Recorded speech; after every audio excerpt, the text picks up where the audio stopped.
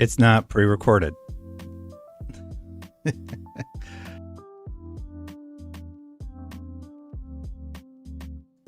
It literally says live stream. It's a live stream, y'all.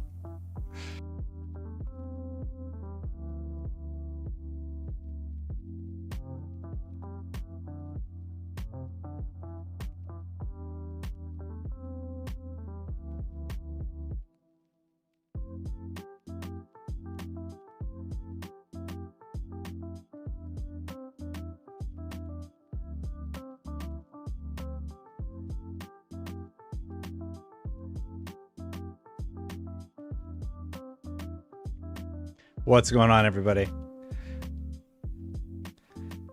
I got some chill music. I'm terrified to use music during my productions because you never know when you're going to get flagged. So I'm using a Spotify list that it says 100% copyright free, good to use in your broadcast. All those songs are not copyrighted and safe to be used on any major streaming platforms. We'll see, Harris Heller. I like your music, but dang.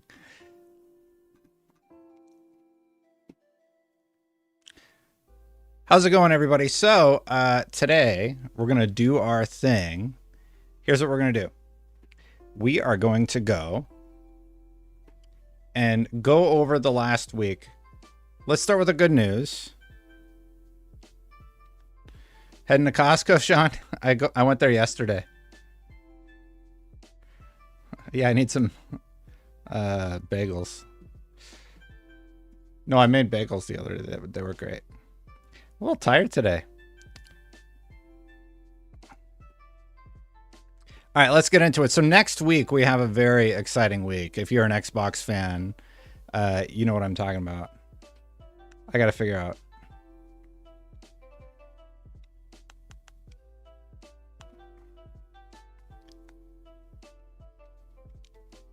This music has like no chill in my headphones. All right, so hey, how's it going, everybody? Dad Destin brain is still going right now.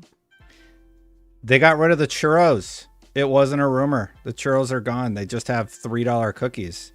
Glad I got out of the cookie biz. Costco would have put me out of business. Thanks, Pounder McNasty. That's quite a name. The new videos. I have interviews scheduled till February, so you'll get one of those every Saturday. Every Saturday you'll get one of those.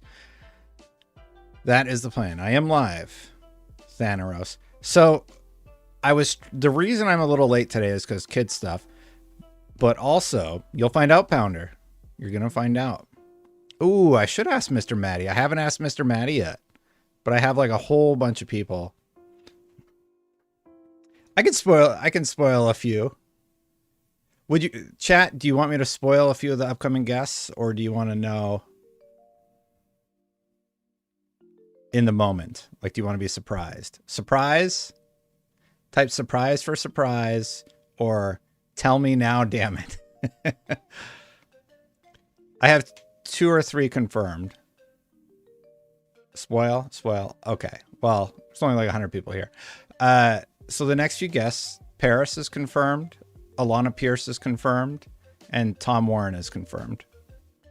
So those are 3 that I know off the top of my head. I have no idea what I'm going to talk to them about right now. But those are my next 3 guests on the show. Still need to reach out to Rand. Still need to reach out to... I'm building up the Avengers. Yeah, I could reach out to Rand. I don't know Rand as well as I know Jez. Jez and I talk. We like DM once in a while.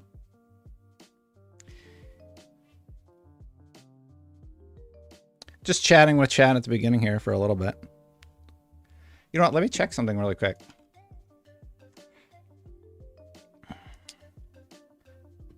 Yeah, I saw Tom Warren was on another one. I had asked a bunch of people last year, and I just never got to it.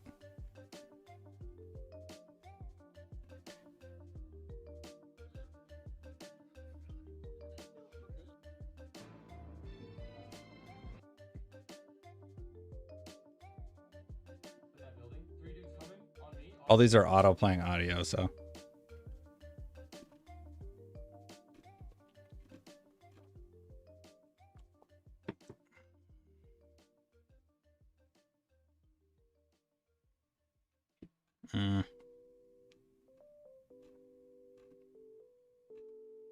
Man, there's a lot of videos that came out in the last few days.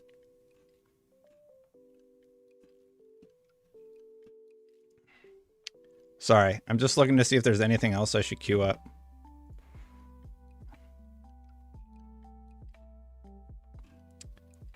What do you want to know about Suicide Squad? I could talk about Suicide Squad a little bit. Before you read my preview, if you read my preview, how did you feel about Suicide Squad? And how do you feel about it now that the alpha NDA was nuked? I've heard of Plume. I see Plume pop up on my feed. There's a few Xbox YouTubers out there who are, you know, they're trying to get in on the game. There was one that was like, he changed it, but when he started out, he was just straight up doing my thumbnails. And I was like, bro, can you like change your thumbnails a little bit? This is just so they're a little bit different.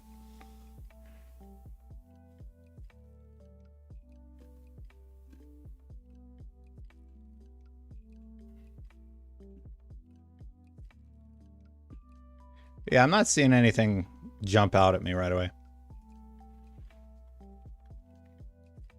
I'm really worried about Suicide Squad. I'll tell you this. I want to be wrong about my Suicide Squad preview. I wrote that preview and Ryan proofed it. And I'm like, did I make my points well enough? Are you an Xbox fan? Are you serious? Yes, I'm an Xbox fan. Clay. So chat, if you're watching on, well, we're only streaming on YouTube. Clay has been following me since I streamed on Twitch. Clay started hanging. Clay's like the only person I trust enough to mod all my platforms. He has been around since Twitch days.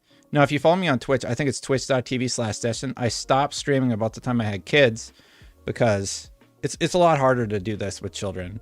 And, you know, you're missing out on a lot of life moments and such. So I miss him. It's good to see you, Clay. Yeah, I think one of the first things I did was stream Mass Effect, and I would have all this music in all my broadcasts, and it would always get me in trouble. I lost my train of thought because Ultimate Sharp said, so Destin, your main console is Xbox in PlayStation exclusives? You know what I got for our Let's Play today? I got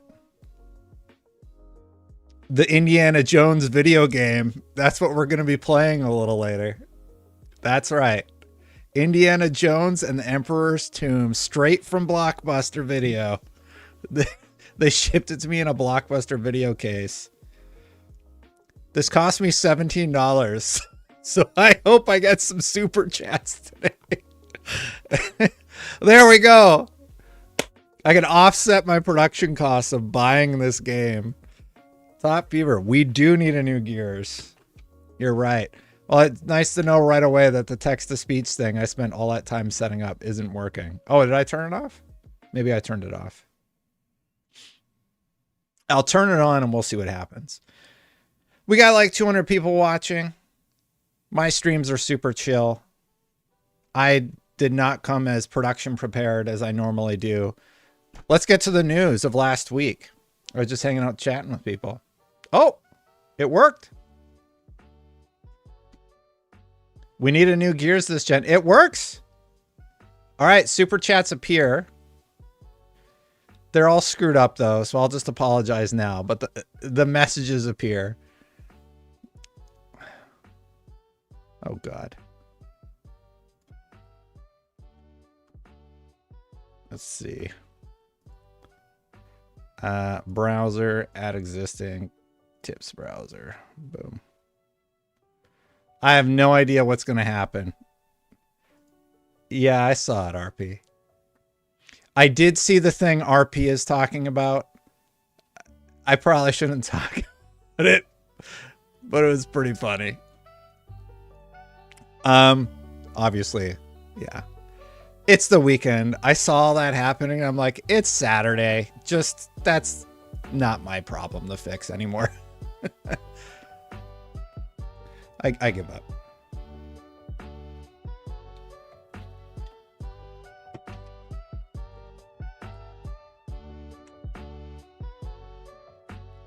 All right, let's talk about the Developer Direct. We got some really, really cool games coming. We got the Oxide Games tease here. We got Obsidian, who is going to be showing us some Avowed. We got Ninja Theory.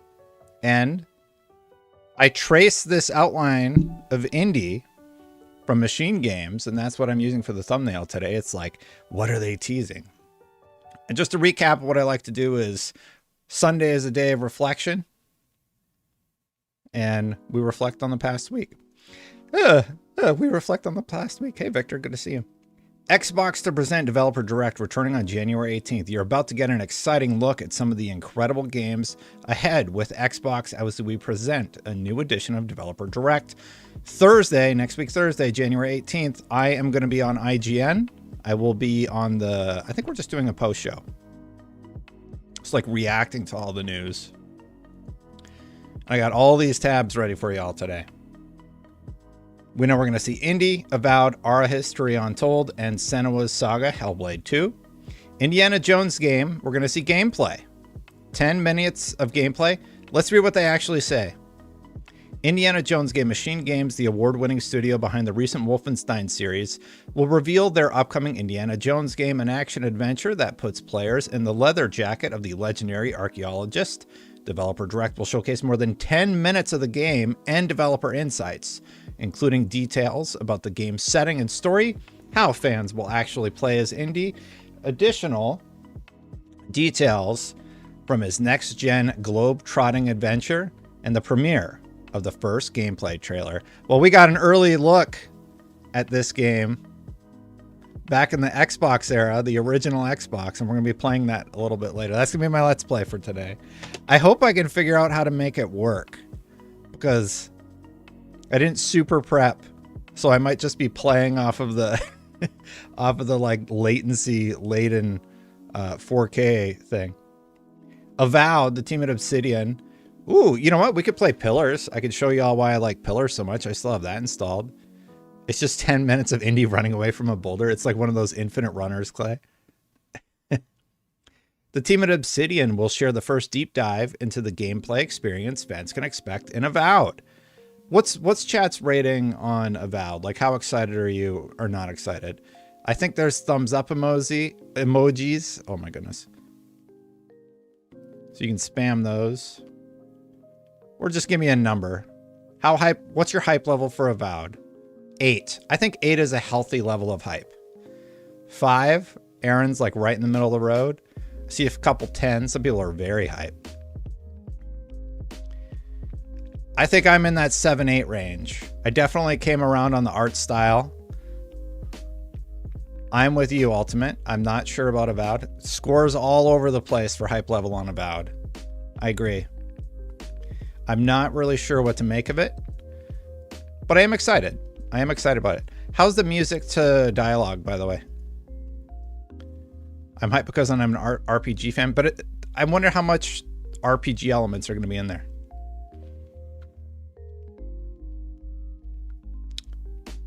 Let's see. Fans can expect an Avowed, their upcoming fantasy action RPG set in the fantastical, vibrant living lands. Learn more about how Obsidian's expertise in building worlds with deep themes, dynamic gameplay.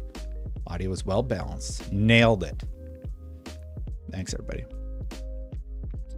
And thoughtful reactivity come to life in Avowed, where players will have agency to make choices to shape every step of their adventure. Our History Untold.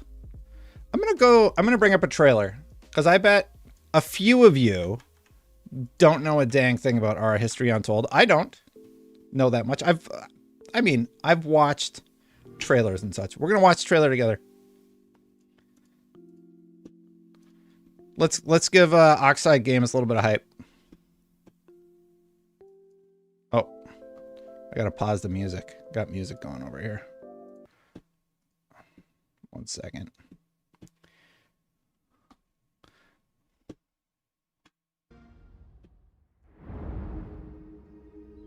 Is it muted?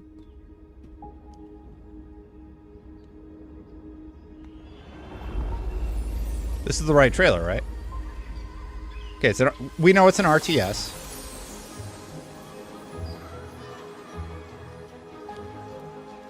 Be honest, would you watch me play this? Let's go back to the beginning. There, the world untouched. No thrones ascended. You No control the history camels? Yet written. Just people waiting to be led somewhere extraordinary by you. From Greece, from the Aztec. Is this the right game? Will you be wise? I wouldn't watch me play. Aura is certainly not for every. It's Civ, yeah. The Civ tutorials are very helpful. Even I play a little bit of Civ. Declare war.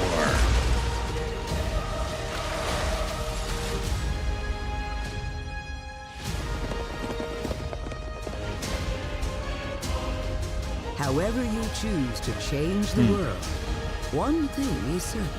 All right. History will never be the same. Is this the right trailer? This looks like an older trailer.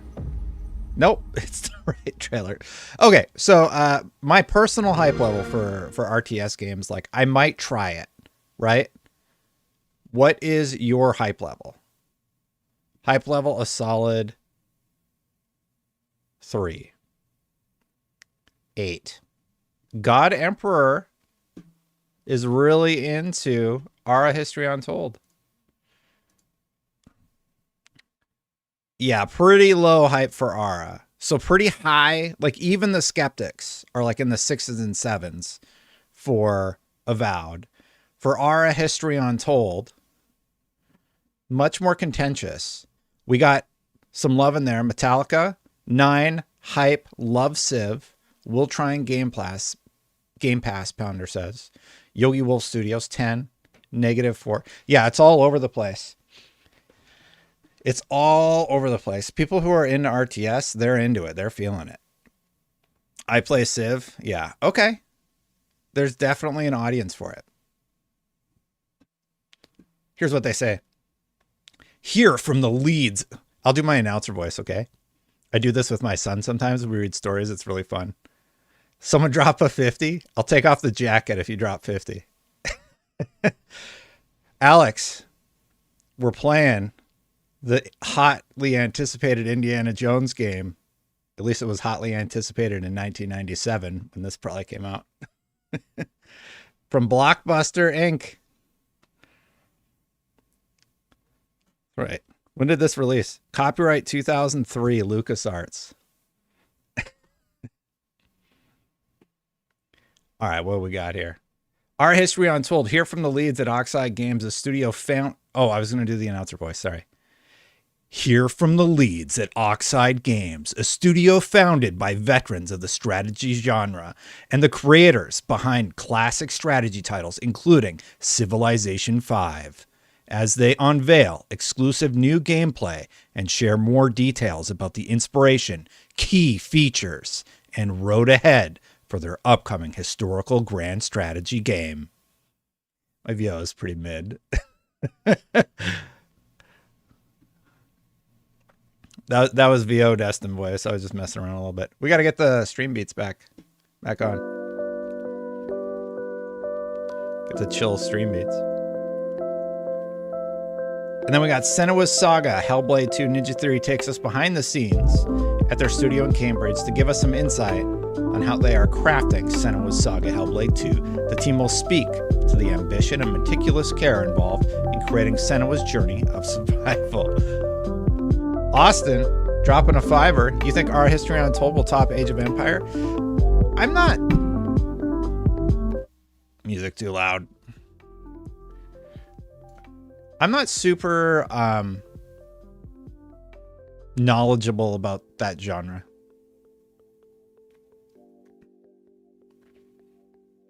What's everybody freaking out? Oh no. Bashi washi for our... Come on. Bashi, you want the jacket off? All right. Boom. Just a t-shirt. You think our History Untold will top Age of Empire? I don't know. I don't know enough about the games.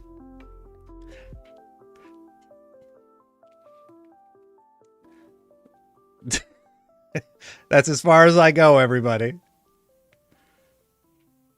That's as far as I go, chat.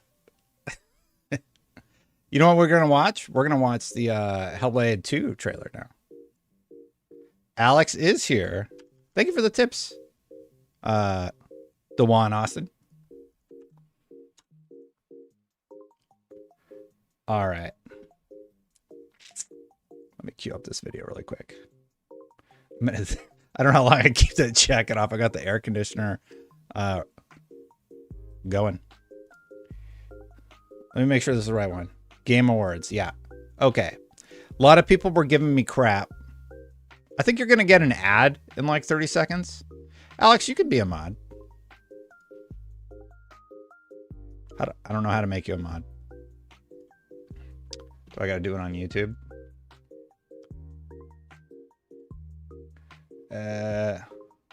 Add as moderator.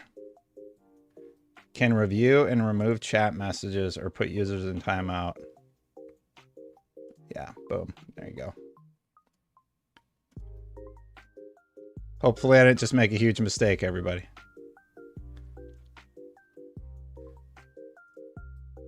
Oh, got another one. Alex is here. Look out, everybody. All right, I got Hellblade queued up. A lot of people are giving me crap about Hellblade and how I'm excited for it, and I think it looks photorealistic. I think Hellblade is going to knock your socks off. I think it's going to be a very impressive game.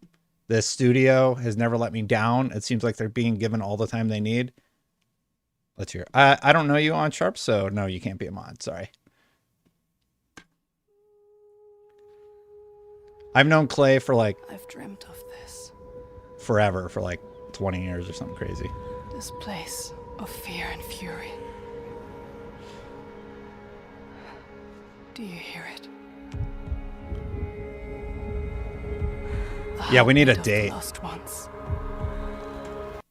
I think this is honestly this shot. I think it's the worst looking shot in the whole trailer, and it still looks phenomenal. Like if this is the worst that it gets, much better. Like this is way better. That previous shot just looks the most gamey. Like you can give them a hard time about like what this foliage here. I can feel. This is insane. This one is particularly detailed. I almost find it hard to believe it's in engine. On my skin.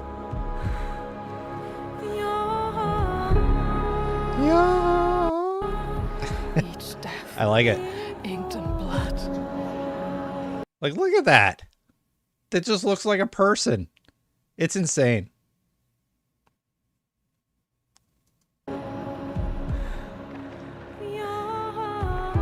Yeah, I really like it. This shot looks gorgeous.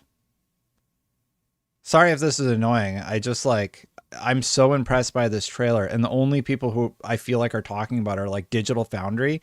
Hellblade 2 looks so freaking good. I want the gameplay to be better than it was in the original, though. I think they went way too hard on some of those puzzles to the point it was annoying. Like the one that dealt with perspective and looking through the different archways. I don't feel like it was telegraphed that well. 8 years. I don't know why it's playing all weird. I won't stop fighting for them. Until the very... That looks good. I never noticed this skull before. Definitely like a linear walkway here. Last beat. There's like a character in there. That's right. Fades away. Gameplay coming up. This is... Okay, we're gonna watch this again. Okay, so do you remember how the gameplay worked in the first one? This feels very samey to how gameplay was in Hellblade 1. So she was blocking. That wasn't a counter. You can counter in the first one, but that was a block. That was a missed parry, I'm guessing. Or maybe it's just like a scene for drama. That's her dodge mechanic. I think that's her parry tool. This thing, I'm pointing at it like you guys can see where I'm pointing. This is, if I remember right, her parry tool. I played through the game twice and I can't remember how the mechanics work. That's dodge. So that was her countering. Yeah. It's very visceral.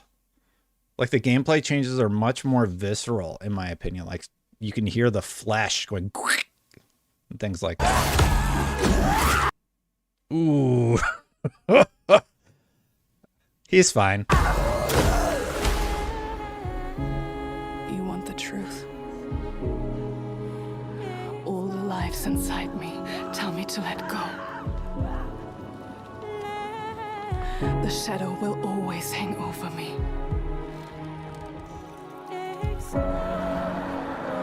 Does anybody know a combat chapter in the original Hellblade? Oh, did I miss the shot that I always gush about? This shot is absolutely insane. That just looks like a person standing there. They're using depth of field to blur her out, but I love how they crafted this particular shot. This is a shot where I went, holy crap, this game looks stunning. Tip browser's on. I don't know why. Dewan Austin says, I think Hellblade 2 could be a system seller. It will also have people go back and play the first one. If Xbox play their cards right, this will sell systems. I would pay to play 5 days early. What do you think? Yeah, this, for me, yes. I'll just buy this one. This studio made Enslaved Odyssey to the West, like one of my favorite games of all time. If you've never played Enslaved Odyssey to the West, go play it. It's dated, but like it's not that long. And the story that's told is really, really good. It also utilizes the story of Monkey King, which I believe is a Chinese mythological figure. Correct me if I'm wrong. Holy crap. If Microsoft announced Soul Reaper, Greg Ham, I would lose it. Like lose it, lose it. There, super chats just.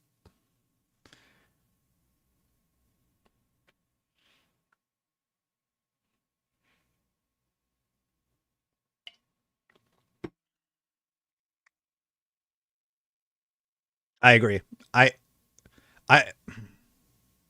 think it will be a showcase of what the console can do, like a graphical showcase. I think it's a hard sell to the wider audience. We talked a little bit on the stream earlier about like how I want to be wrong about Suicide Squad Kill the Justice League, but everything I've seen about that game says I'm not going to like it, but I bet it still makes them a lot of money. I do question like how popular is Suicide Squad today? Is it still as popular as it was? Alex got mod and then he just bounced. He just used me. I feel dirty. Gonna need a shower. Yeah, I do question about mass appeal though. Stuff like Suicide Squad, stuff like Batman, those are mass appeal properties. Hellblade, I think in the gaming sphere, this is going to be a must play. I think the first one's a must play.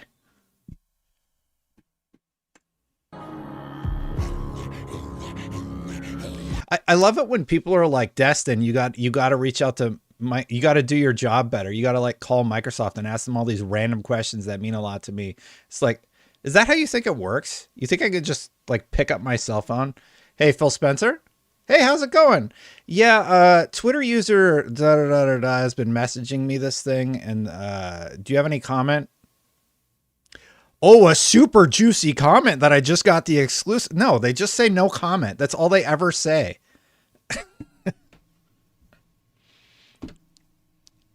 Hey, do you have a comment about this? No. That's how it works. That's what happens every time. Destin, why don't you reach out to so-and-so? Because I've been told no comment. That's all I ever get. You get a frickin' stone wall.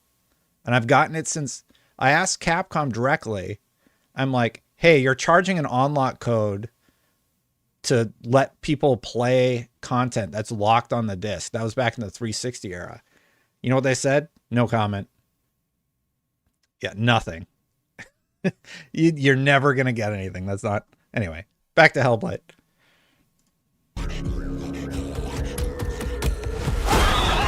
Here's more combat. See, it still sort of has that same flow as the original one.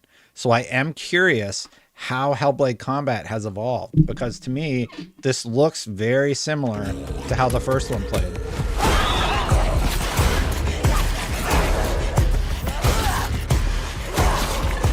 But I like it. It's like real. It's like realistic.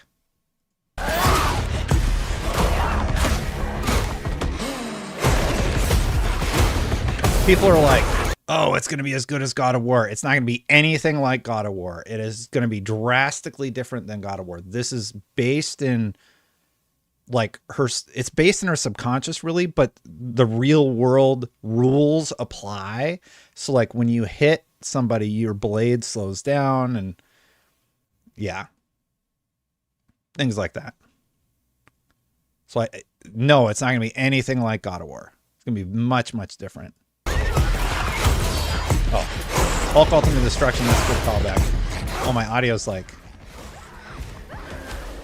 way off again. That's another shot. Just absolutely stunning. From the reflection on the water to just like how realistic it looks.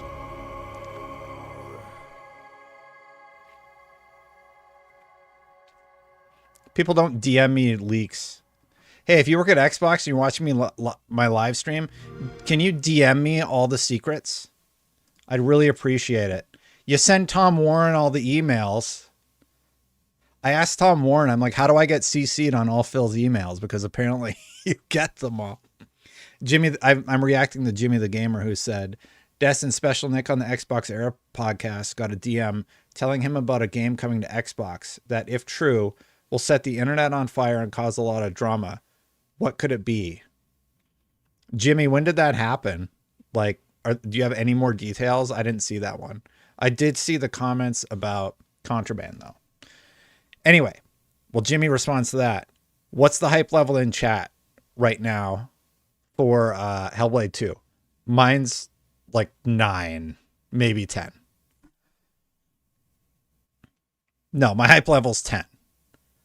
My hype level's 10. If anybody can give me any more context about Special Nick. Yeah, 20, 10, 20, 10, 11. Like, if Mark is a skeptic and he's at a 7, like, if that's as low as we're going for hype level, then, yeah. Okay, Jupiter gave a yawn emoji.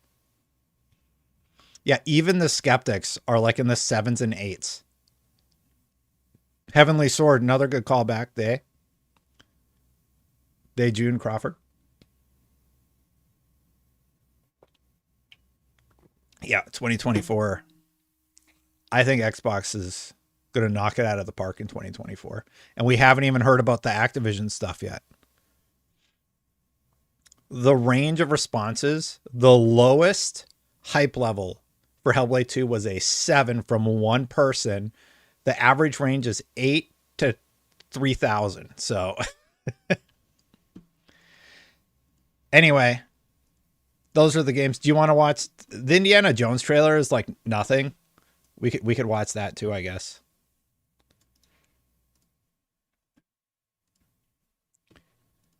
Here's the official teaser. Oh, great.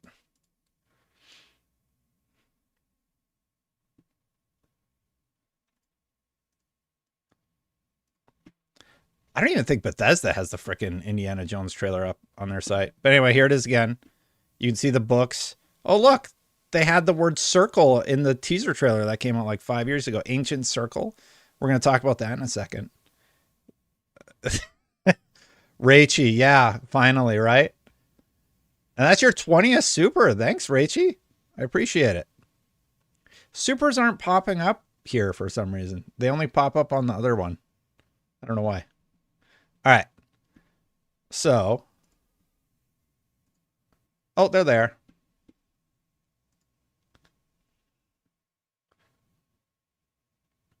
I think Rachie's joking.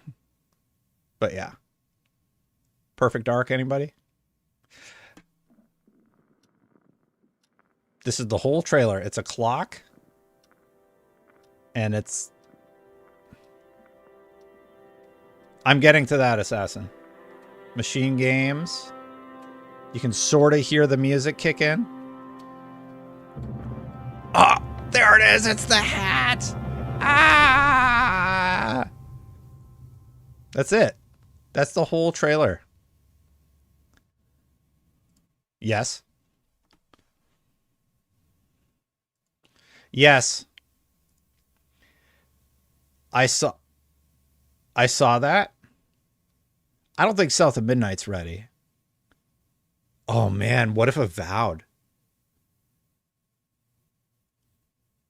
It would be phenomenal if Avowed was available now. Like, good or bad, I would be very shocked if Avowed ended up being the game that's out. What if they're both out? What if they get to the end of the direct? They're like, Indies next week. While you're waiting, you can play South of Midnight and Avowed. Like, it's nuts. That was the whole Indiana Jones official teaser. I don't know if it was posted anywhere else.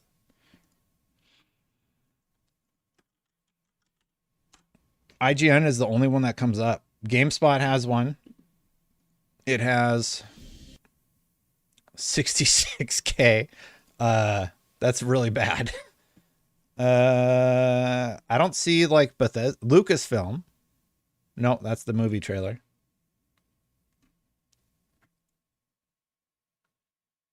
How does Bethesda not have that trailer uploaded to their channel? That's so weird.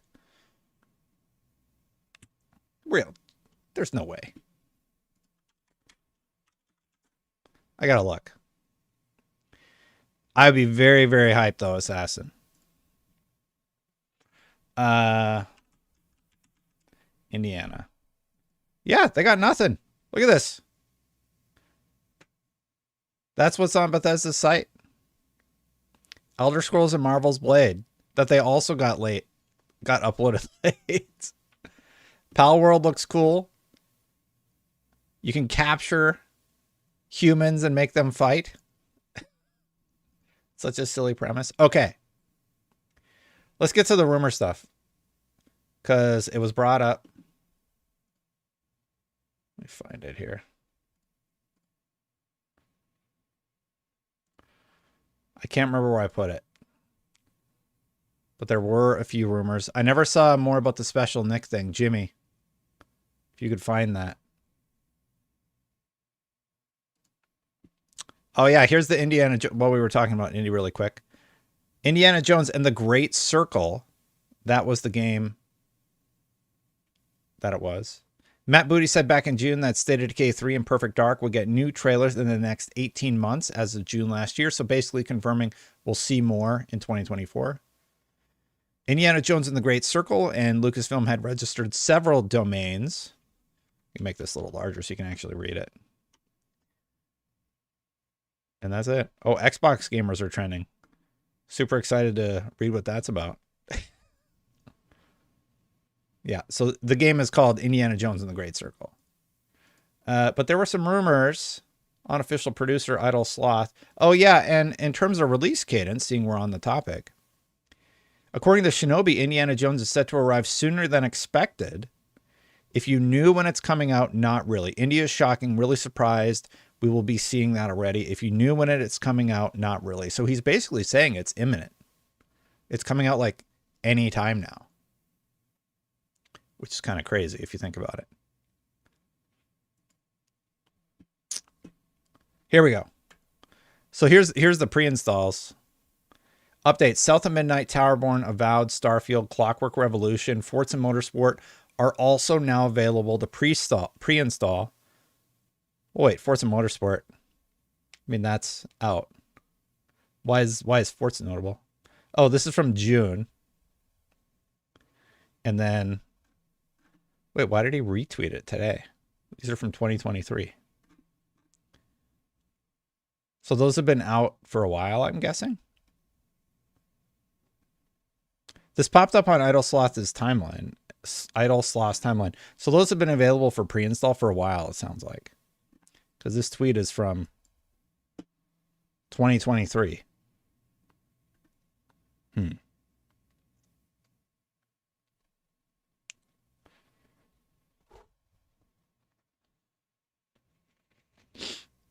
Xbox Era has timestamps. 2/27 on the Xbox Era show. Let me bring it up.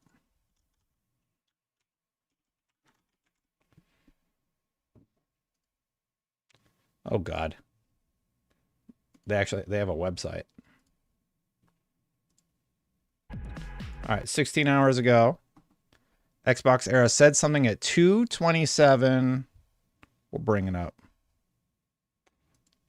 2:27:42. Go back a little bit more. Special Nick keeps trying to get me to go on this show. I should probably revisit. Spill the tea. What are you giggling at? What are you giggling at? My Discord notification went off. Oh no! Go on, what's going on there? I'm not doing that. I'm not doing that. What is it? The person who sent me this is watching right now, and I'm talking to them directly. I'm not doing that. I am not doing that. No. This is the thing. No way. Hey, it's Name a Game. Stick around to see if Nick might be doing that later on. I am not. Let's go. I am not doing that.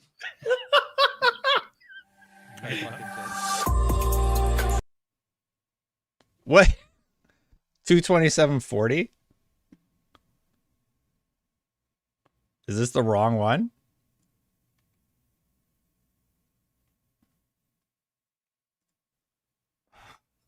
We don't even know what it was. Like, we don't. Technically, we don't. So it's after the Name a Game Oh segment. no! What is it? No way. What are you doing? It is a very pretty transition. I'll give you that. Oh dear. You gonna pop up, Buzz? And You got to be All better right. with your time codes, yeah, y'all. music. This is And dead air. The funny thing is, this DM, like, so for the people that think Nick does this for clout, if that was true, I would 100% rumor mill the DM I just got. What? It would make our episode have. All right, I'll come back to this. Give me a time code when he actually like reveals whatever it is. But he seems like he doesn't want to rumor mill it. So I don't know. It's at the very start of the Name a Game segment. Like it's during the title animation. All right. Like 100,000 views. Got. If Pretty transition. doing that. All right.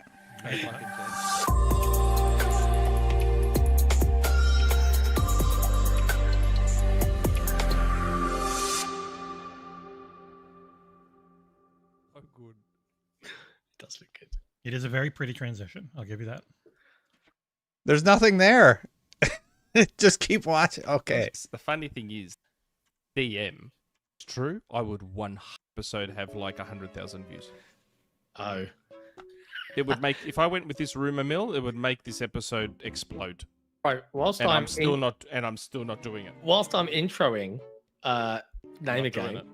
can you Oh, yeah, just I gotta plonk make it it. in private chat? Because I want to see if it's what I've heard that I won't say. Because there's a reason I God won't damn say it. it. Everyone's super bright now. What the fuck? It's when I went Well, to the well, sun. I'm the sun. I'm the fixing it. I'm sun. fixing it. So the color's gonna be a We're little Ben I'll get to Starr that. again. In a question. Yeah, it's when I We're click Ben the Starr again. buzzin. Buzzin did it. I don't know why.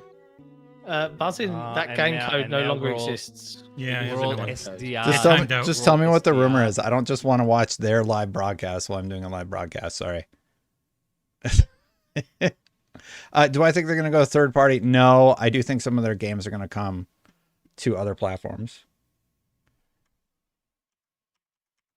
Bro, that's like a whole minute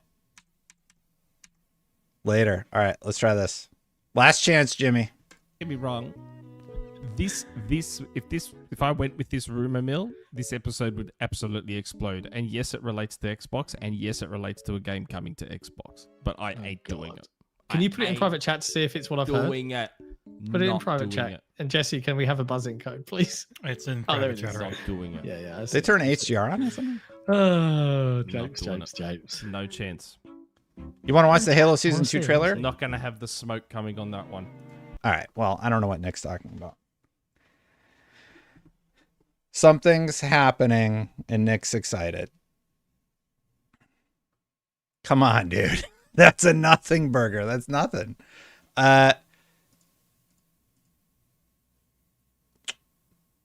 Let's talk about the third party thing, seeing somebody in chat brought it up. I have no idea what Nick's even talking about. He didn't seem to allude to anything. Is the thought that he's alluding to a PlayStation property coming into Xbox? Is that what the thought is? It's Returnal. That would be my guess. Why do I say Returnal? Because it's trending on Twitter. That's my only logic.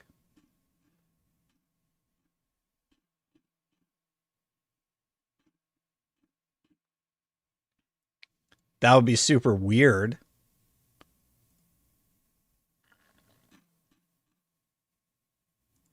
But yeah.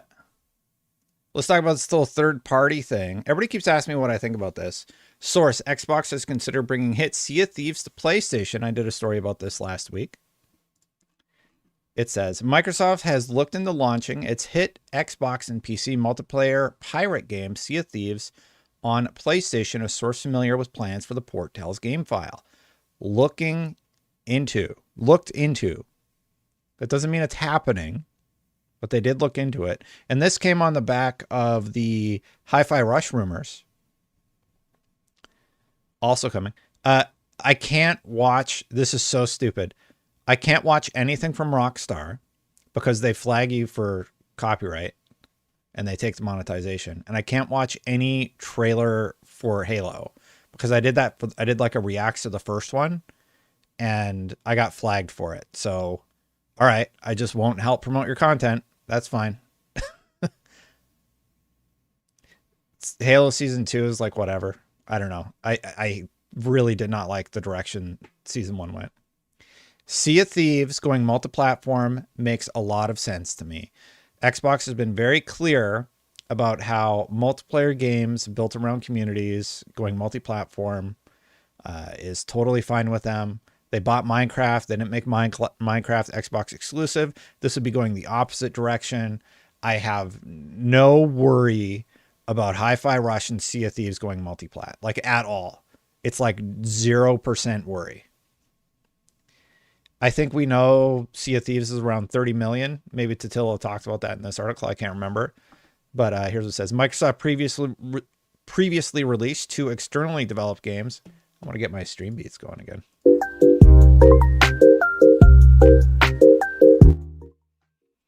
It's supposed to be chill music. Not super loud. Microsoft previously released 2 externally developed games in the Ori series on Nintendo Switch sometime after their original release on Xbox and PC, and the company regularly releases games in its Minecraft franchise simultaneously across Xbox, PC, and Switch. Reporter Jeff Grubb also mentioned this morning that he'd heard about the Sea of Thieves rumor, and I think I have that clip here. Yeah, we'll just watch it really quick. Coming to other platforms. So when I first started hearing these rumors, I was like, oh, this is probably about Sea of Thieves. Because I've heard that could come to Switch and PlayStation. It might be coming to other platforms. So when I first started hearing these rumors, I was like, oh, this is probably about Sea of Thieves. Because I've heard that could come to Switch and PlayStation. And maybe that might be the kind of thing where it's like, actually, all of this stuff is happening. and Microsoft is trying to like rejigger its strategy. And that kind of comes back to the point that you were making, that we should expect more of this. So let's play it like again. Sea of Thieves, right? I'll say I've heard that was one that might be coming to other platforms. So when I first started hearing these rumors, I was like, oh, this is probably about Sea of Thieves, because I've heard that could come to Switch and PlayStation, and maybe that might be the kind of thing where it's like actually all of this stuff is happening, and Microsoft is trying to like rejigger its strategy. And that kind of comes back to the point that you were making.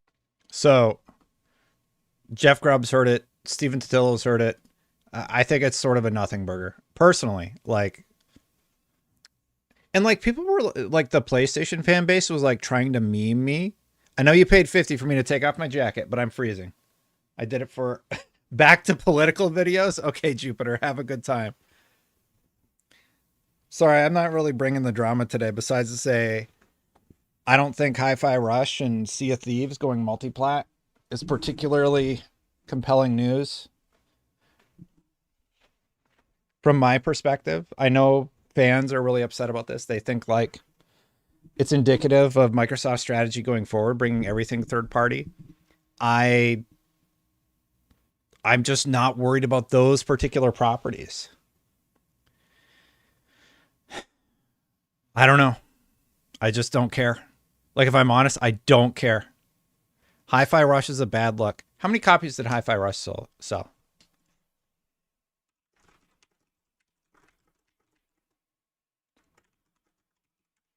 Do we know? 2 million players by March of 2023. 3 million players between purchase copies and subscriptions by August. So 3 million people played Hi-Fi Rush. I'm just, Googling it. So here's Wikipedia. Sales. This is all we have to go off of. The game reached 2 million players by March 2023, which has been counted as a mix of both digital sales and downloaded Game Pass subscriptions. By August 2023, the game reached 3 million players between purchased copies and Game Pass subscriptions. Let's say they're at like 3.5 million copies sold. 3.5 million copies sold or played in a year. That distinction is important. In my Horizon video, I made that mistake and got ripped for it. Rightfully so. 3.5 million like players. Let's say a million of those are sales. Releasing it on the Switch. How many Nintendo Switch have been sold? 132 million potential customers. 132 million potential customers on the Switch, right? That's as September 2023. You got 50 million PlayStation 5 users and 114 million PlayStation 4. So you're expanding it to what? 300 million potential purchasers. 300 million people. But how the game was... Xbox has a 30 million install base and only 3 million people played the game. I don't see it as a devaluation if more people are playing Xbox produced titles. Let's hear what...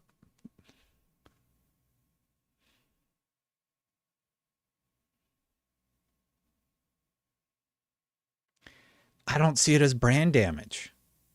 It's further brand awareness. I heard somebody say, I don't know who said this, but they said something along the lines of, the more people that get to play an Xbox game, like Hi-Fi Rush is a really great example. They're like, wow, this is great. This is made by Xbox, Tango Gameworks.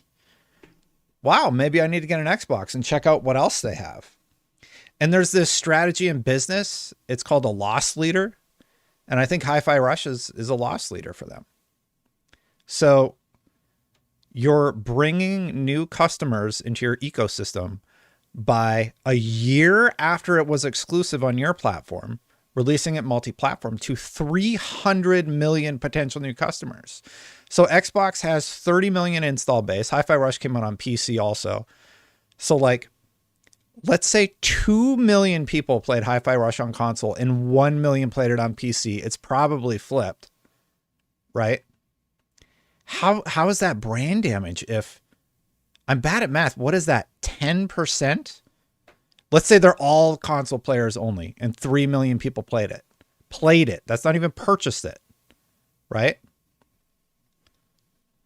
You're talking about that's 10%, right? 3 million, 30, or is it 3%? I'm really bad at math, y'all.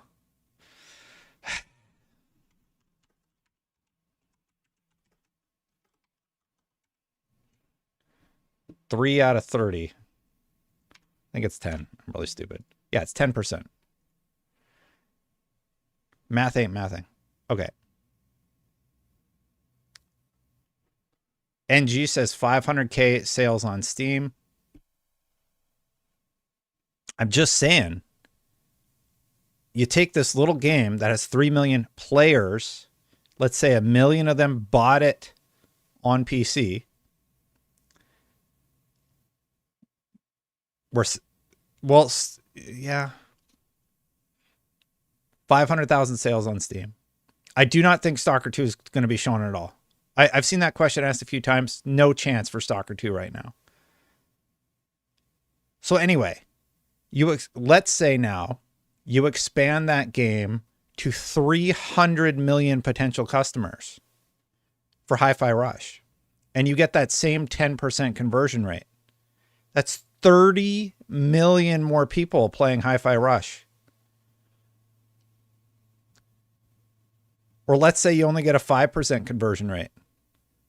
That's 15 million more customers. That's 15 million more people that say, wow, this Xbox game is great. So to me, I think it makes sense and I think it works. Hey, Destin, just wanted to say, hey, been a fan since the beginning of E3 days. Hope to catch you on some Halo. Oh, thanks, Purple. I appreciate it. Now, Sea of Thieves, I don't know how this works out. 30 million players. There's 30 million Xbox consoles. Oh, because it's been out since Xbox One, right?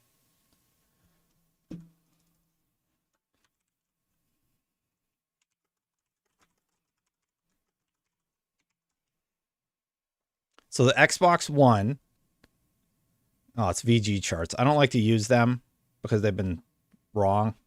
They say 57.96.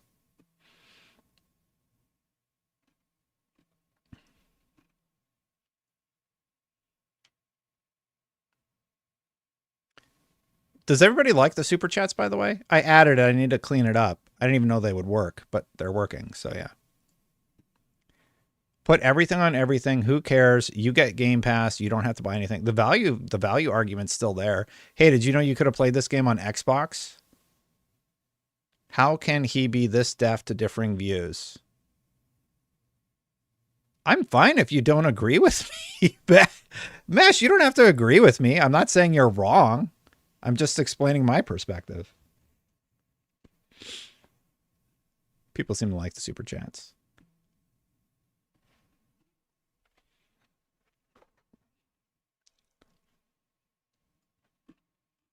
Where's the Xbox? I'm trying to find Xbox console sold. Yeah, 58 million, according to Wikipedia, and their source is 43. GameBolt per Microsoft Brazil. Oh, they use the Brazil documents. So the Xbox One sold 58 million. And we're at 30 million, 56, 78. So Sea of Thieves has a very high conversion rate. If you're talking about 80 million things that you can play Sea of Thieves on in terms of console and 30 million people are playing, that's really impressive. That game, people really like Sea of Thieves. No one's like super chatting or anything about, like, they don't feel super passionate against my argument. Usually somebody would like And I'm not advocating for it. I'm just saying I haven't seen anybody like all riled up because I don't think it's a big deal. Can I call in to tell why this is bad? I think if you do ! Discord, I'll open up the Discord 1 second. Let me get it set up here. Rumor is that COD Modern Warfare 4 was going to be current gen only, but Phil's commitment to include Nintendo will make it also come to Xbox One and PS4. Now, Spider just put a super chat in asking that question. The original Xbox via cloud.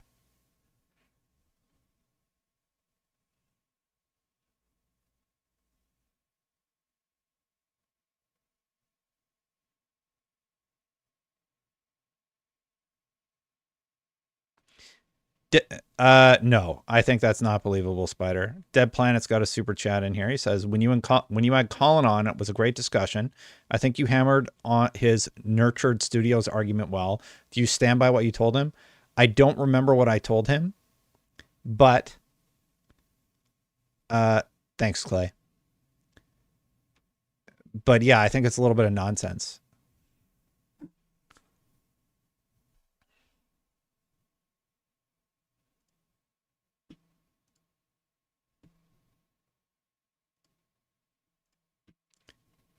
Probably. I don't remember what I said specifically.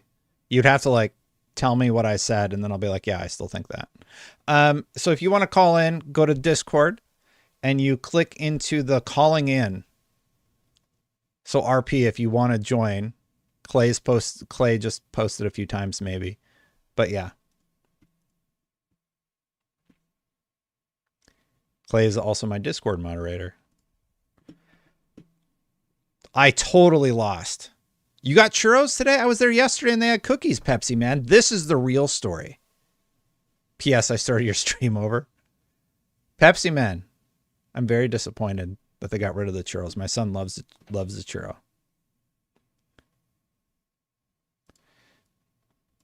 Yeah, so just if you're calling in, that's how you do it. Let's get back to what we were talking about. Okay, let's finish the story. We were talking about Jeff Grubb's. I am unable to verify if Sea of Thieves to PlayStation is still an active plan for Microsoft. Sea of Thieves, which regularly expands with new content updates, has drawn more than 30 million players, according to Microsoft. In November, Xbox CFO Tim Stewart said the company's goal is to get Game Pass, Microsoft's popular all-you-can-play Xbox subscription service, onto every screen that can play games. But in December, Microsoft head of gaming Phil Spencer said the company has no plan to bring Xbox Game Pass to PlayStation or Nintendo.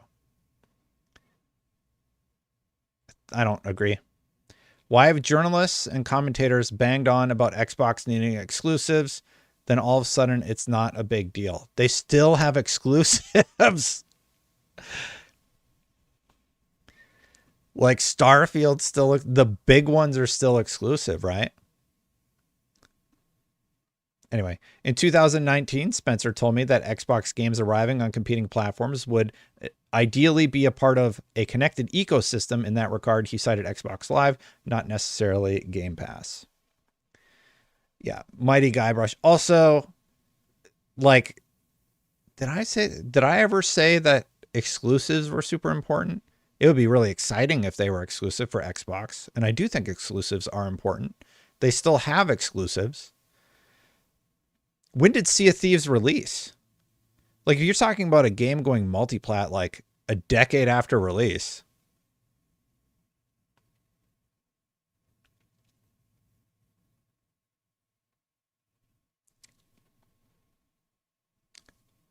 I think it's a case-by-case basis.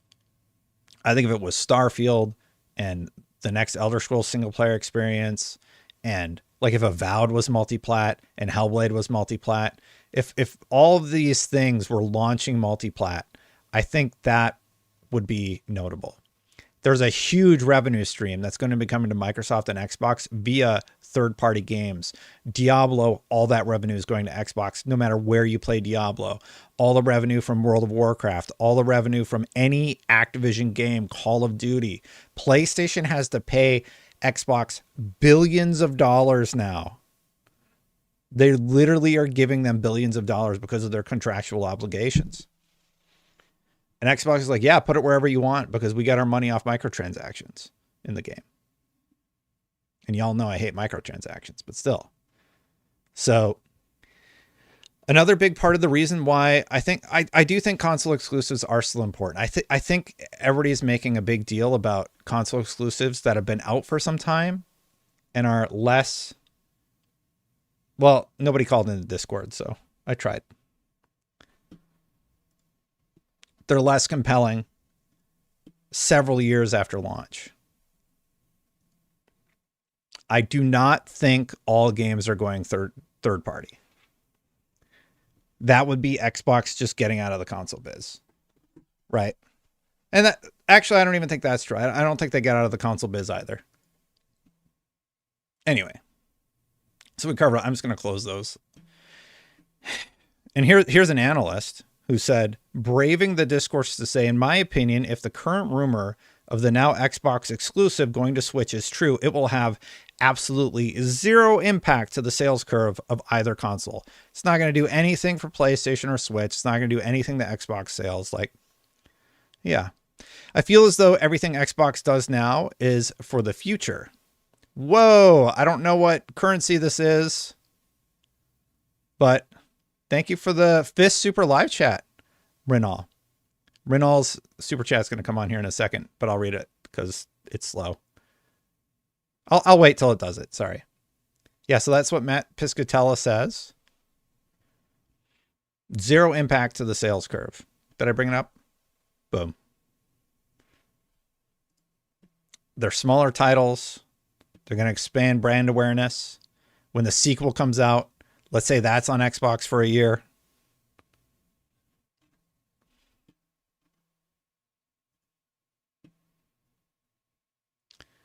I'm going to give it like 30 more seconds to come through. And on Hi-Fi Rush, Reset Era user Lolly Lule Low. There it is.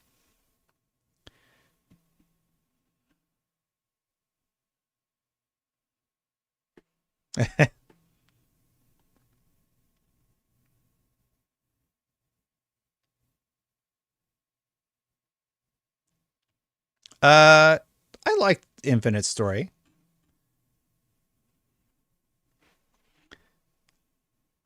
I personally liked Halo Infinite a lot. I hated Halo 5. Halo 5 makes me angry. I liked Halo 4 a lot when we played it at the preview event. The more I thought about it, though, the less I liked it. I think at the time, I was so blown away by how gorgeous Halo 4 is. But when you start like thinking about the mechanics of fighting that villain and that type of villain, they're really annoying to fight. They're not like super fun to fight, right? And they're all metallic with orange glowy spots. So Halo 4, I think the story was pretty strong, mostly. Halo 5, I don't want to talk about it. But yeah.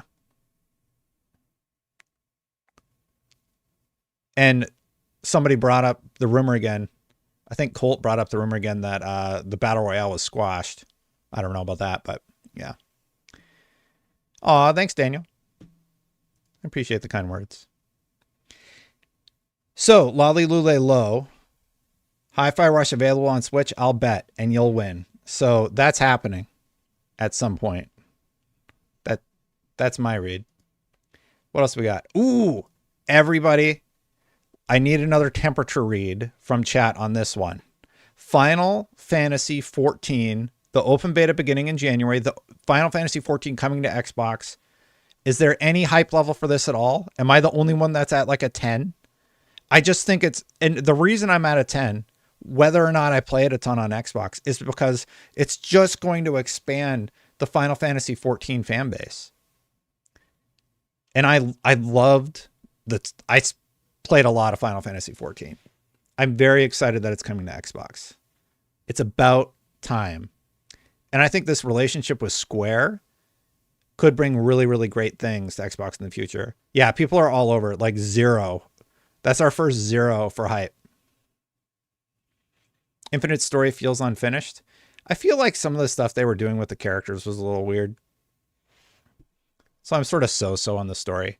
I'm really excited about Final Fantasy 14 coming. 14's great. Hawk, I completely disagree with you. Respect your opinion. He says 14 is terrible. No, I think 14's pretty great.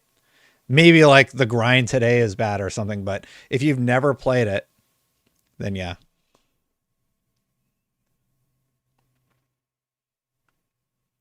I'm very hyped for 14 coming to the console.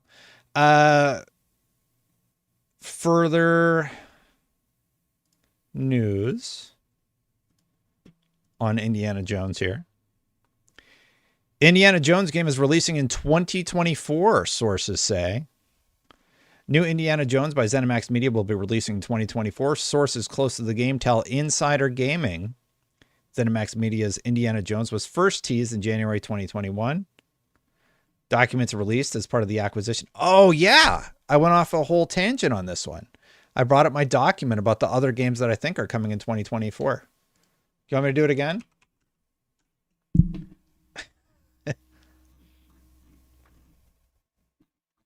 Oh, and I've been working on that video. Just boop that over there. Oh, man, I don't know.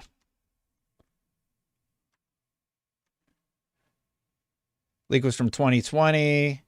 Hi-Fi Rush, Starfield, Redfall. They all slipped. So these are the ones I think are for this year. Starfield DLC, ESO expansion, which is just every year. The Oblivion remaster, and Indiana Jones. So those are my guesses for this year. And then maybe we start hearing about these later in the year. I think the stuff that we get teased are the Doom Year Zero, Project Kestrel. I think that has to be announced this year. You got to start your marketing. Another ESO expansion and Project Platinum. And then this is all the other stuff in the works, right? Obviously, a lot of that has changed. People are saying 2026 for the console. But Indiana Jones should be this year. What else we got for today?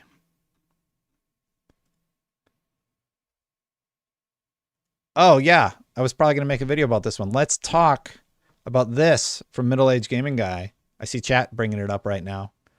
When asked by Umbral Infinite on the Infinite podcast, he said Contraband has an 8-player co-op. Seen with his own eyes, it's set in the 70s and reminiscent of things like Dukes of Hazzard, Battlefield Hardline, Payday / Driver, but not Twisted Metal. Okay. That's a weird thing. Anyway, gameplay includes epic car chases, but not just driving. Currently between the alpha and beta stages of development, but release dates, years are not known as of yet. Someone he knows who has played the game for about 2 weeks said, hype this game up. It's awesome. I think the name is not awesome. And I don't think their trailer did anything to hype it up. It says we'll see gameplay of Contraband in 2024. So Mag's out there spreading a lot of rumors about Contraband. He's hyped for it.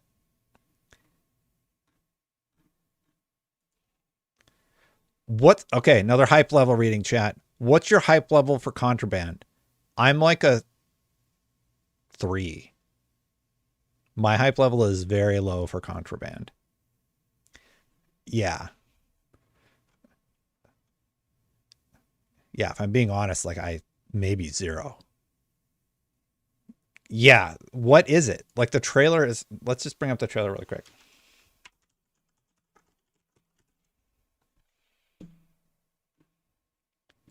Here's their official announced trailer. It has 268,000 views on the official asset. And I think a big problem is nobody knows what the hell this game is. Let's watch it real quick.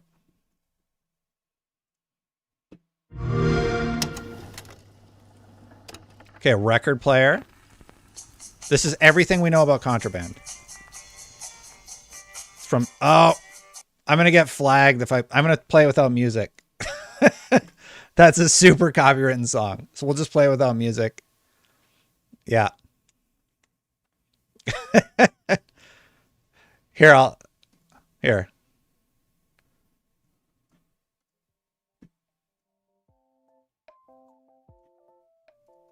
I just put on some other random song. So it's like a heist game. It's just like the Indiana Jones trailer. It's from the Just Cause team. It's a Payday clone, chat saying.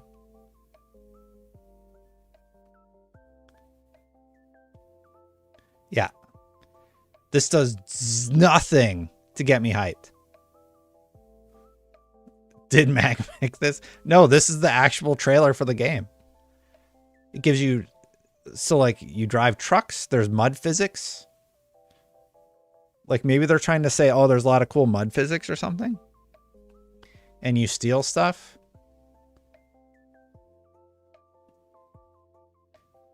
Yeah, Chad, I'm sorry. Like, I can't just blind hype something. I have no idea what that is supposed to be.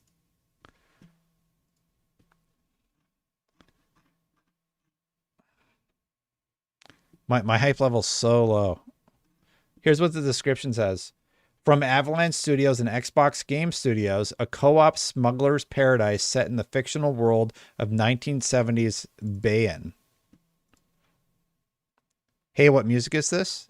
Oh, the music I put on? Well, I muted the music from the trailer because it's a very popular song. Bayan is Mongolia and Inner Mongolia.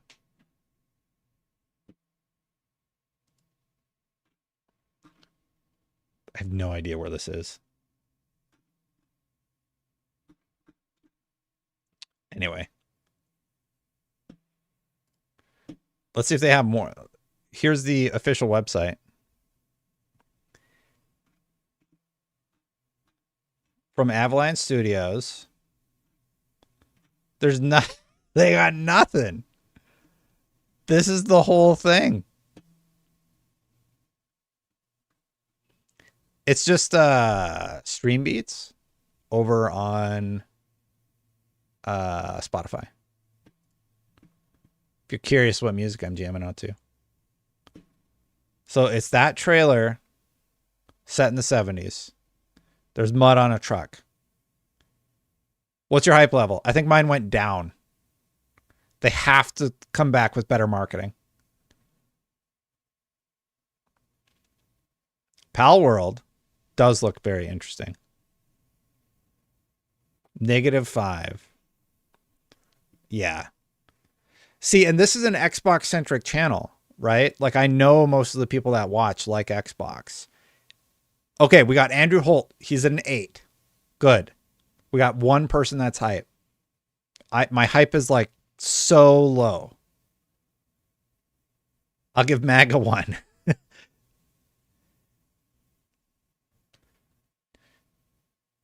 Just Cause is really, really cool. 9. All right. We got some 5s. 8. Based on the dev. Yeah, Roth, that's the one thing it has going for it. The developer is phenomenal.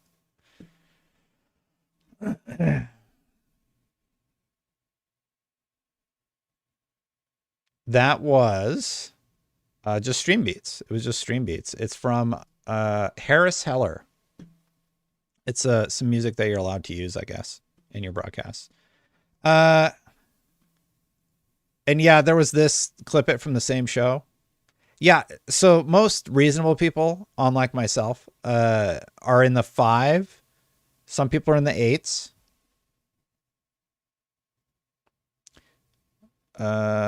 We talking about Contraband or Indie? We're talking about Contraband. What is your hype level for Contraband? 9 because of Hellblade. Well, I'm hyped for Hellblade also. I'm just asking specifically about Contraband though. How come you don't get insider info? Because I work at IGN. Like if I ever got a tip, I would just give it to our news team, or I would just say, "Hey, you should probably tell our news team." So, yeah, I don't know. I probably wouldn't break something on my channel, because then our news team would be like, "What the hell, dude?"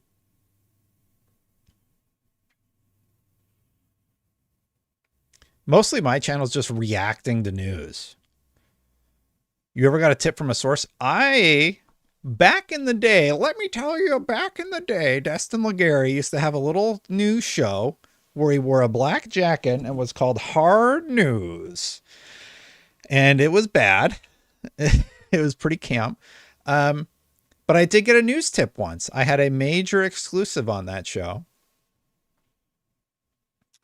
I got a tip off that Uncharted 2 would have multiplayer. And they hadn't revealed that yet. And it was like very small in terms of details. They revealed that there would be like verticality to the maps. And I broke that story. And Naughty Dog hates me.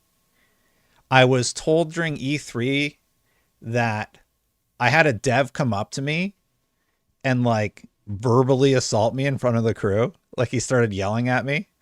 And I was just like, all right, dude, like go have another drink. Like, I don't know what you're doing, because I broke a news story. Like I hadn't said anything controversial, but yeah, the person came up to me and started like berating me in front of the crew. And then I was like, turn the camera on, turn on right now. And then we caught him like running away. I was like, no, what did you want to say? Come here. Let's talk. You want to say all this? Let's go. What are you so mad about?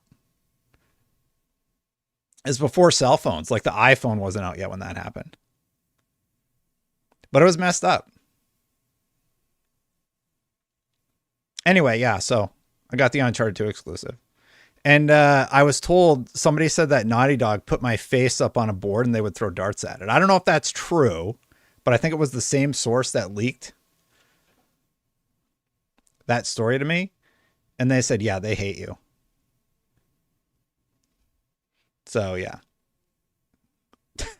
Because I got a scoop. And then everyone was like, oh, he's breaking NDA, which only added further credence to the story. I did not break NDA. It was a totally independent tip. I don't even think we had the game yet. But yeah. Uncharted 2, to this day, is one of my favorite games ever made. I would put Uncharted 2 like... Yeah, so that's my craziest E3 story, I think. That one.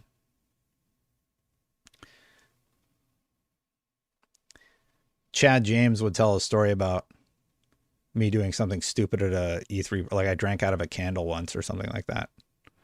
And they're like, you're an idiot.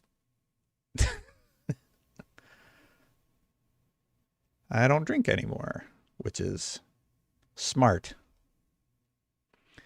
But yeah, that was the Naughty Dog story.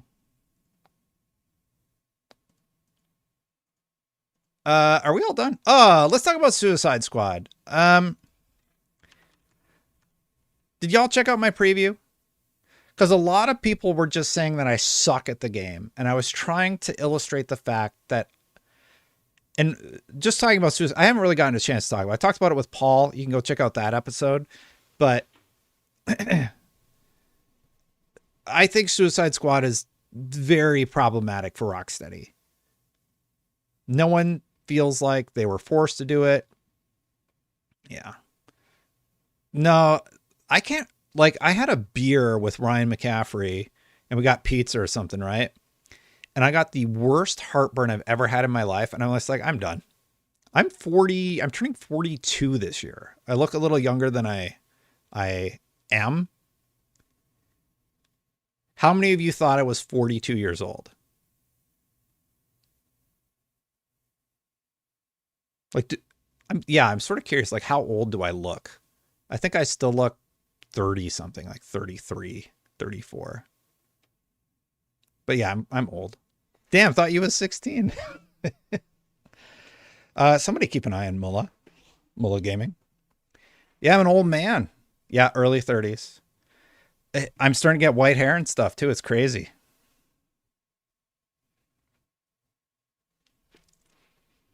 What happened with my dad was, my dad's just like super duper religious, by the way. I don't know why I brought that up, but anyway, My dad was like this until like he turned like 50, and then it's just like white beard. His hair's like all gray, beard. You have less gray than me, and I'm 32. I was drinking heavy. It became a problem. You look your 30s. I'd say mid 30s. Ah, thanks. Young at heart plays a factor. You're 46. Yeah, the demographics on the Destin channel, it skews older. I'm surprised I don't get more sponsorships, honestly, because I'm like, all of my demo is like the demo you want. And every once in a while, it's like Raid Shadow Legends, and that's it. Y'all know I always put ad. If I ever get sponsored, I put a huge watermark, and I work that out with every ad sponsorship. I'm like, I am putting this. I believe it's FTC guidelines anyway. And I'll put it there every single time so you know that it's an ad. So I don't want any mystery about me doing a sponsor read. I will continue to do that. I will put that watermark in. But I think y'all are smart enough to know when I'm reading an ad. Oh, Jimbo. I'm going to read Jimbo, but it'll come later. Destin, I made some Xbox controllers for Ryan and Miranda a while back that were on Unlocked. I have one in the works for you. It's still a ways from being completed, but it will be worth the wait. Keep up the great work, brother. Jimbo, thanks. And thank you for the $20 super chat. I am very excited. I got my Xbox controller here. Boom. Wait, live? Is this the first time? Going live every Sunday.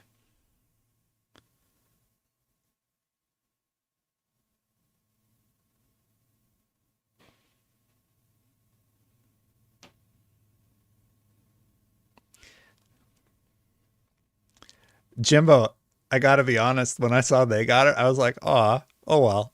Like some people don't. I just assumed like I wasn't the favorite or something. And I'm like, oh, okay. But that's awesome. I'm really, really excited. No joke. I don't like have a PO box or anything because I work from home. Like I'm in my house, you know? No, I have this Elite. This is the one I have right now. And I've had it for a very, very long time. Well, Jimbo, when it comes here, I have a spot on the shelf for it right in front of that Xbox down there. Thank you. Thank you. Suicide Squad. Let's read this article from Schreier because I thought it was in his new Suicide Squad video game faces a tough road. The Warner Brothers adaptation faces low expectations in a market already oversaturated with multiplayer games. And after this, we're going to play Indiana Jones. Last month, Dead on Arrival.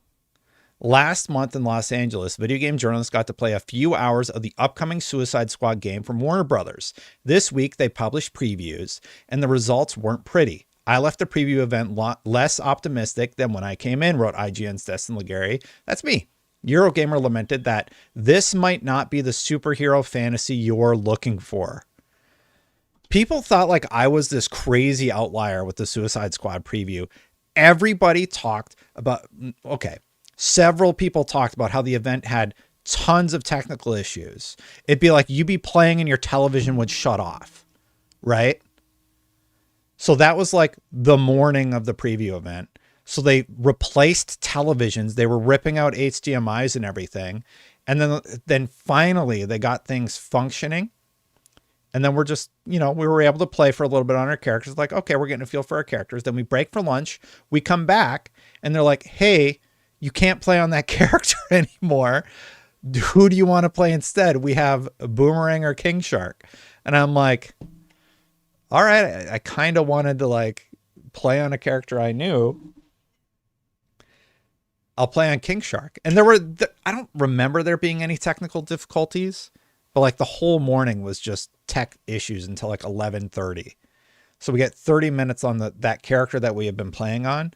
And then they swapped us to new characters and jumped us to chapter 3. Like You want to know how not to do a preview event? Do not do it like that. You want to know how to do a preview event? Give them access to an alpha for 3 freaking days without capture discussion restrictions.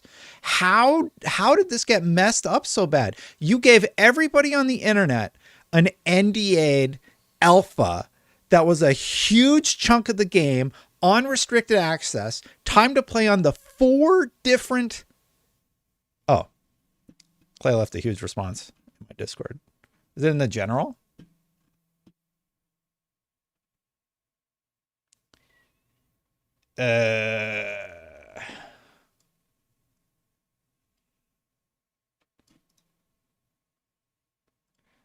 Clay, I didn't read it. Is it spicy? Like, should I be worried about reading it on stream? Let me bring it up here.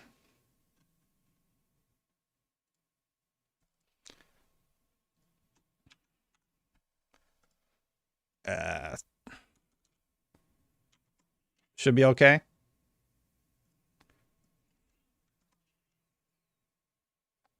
Oh, God. This is a wall of text, y'all.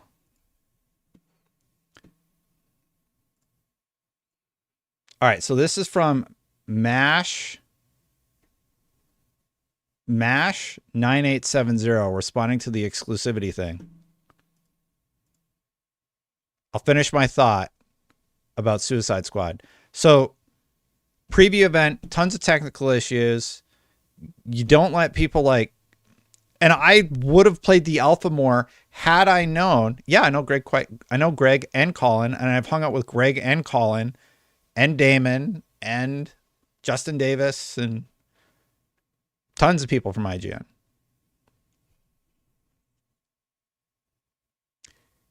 Three days unrestricted access to an alpha build of the game with a really cool Batman mission. Not allowed to talk about it. I'm not allowed to talk about any of that stuff in my footage. Nobody's allowed to like counteract my opinion.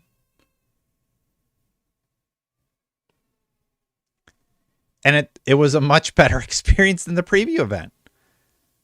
It was insane.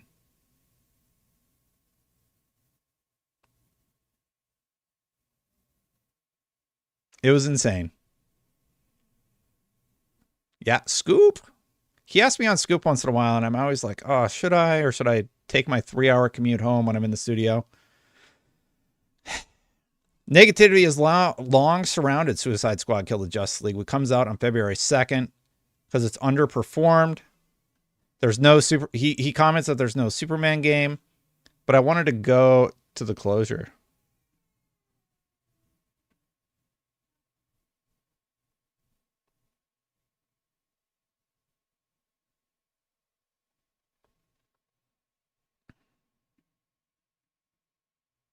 Sorry, one second. This may not be a terrible outcome for fans who hope that no matter how Suicide Squad performs, Rocksteady is permitted to get back to the type of games that made it an elite developer in the first place. Hopefully. Miranda will still come back once in a while.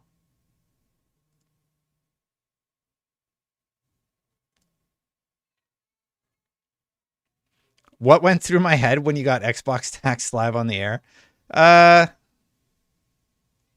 What should I say? It was weird. Surprise. I was a little surprised that they didn't know I was joking, I guess. Maybe I'll tell you a story someday. Let's read this quote. I have a few points. Oh, this is too small. I have a few points and we'll try to be brief. Let's do a quick thought experiment. Last year, I spent over $1,500 buying games on Xbox alongside the Game Pass sub, but I buy many third-party games and expansions, DLCs, and play on Xbox because prefer to play on console on the couch. I get that. What keeps me on Xbox is that some of the best games Xbox offers are exclusive to their platform. So if other people can play it, you're just not. You already said you buy third-party, and you get them a year in advance. So already I'm not understanding the argument.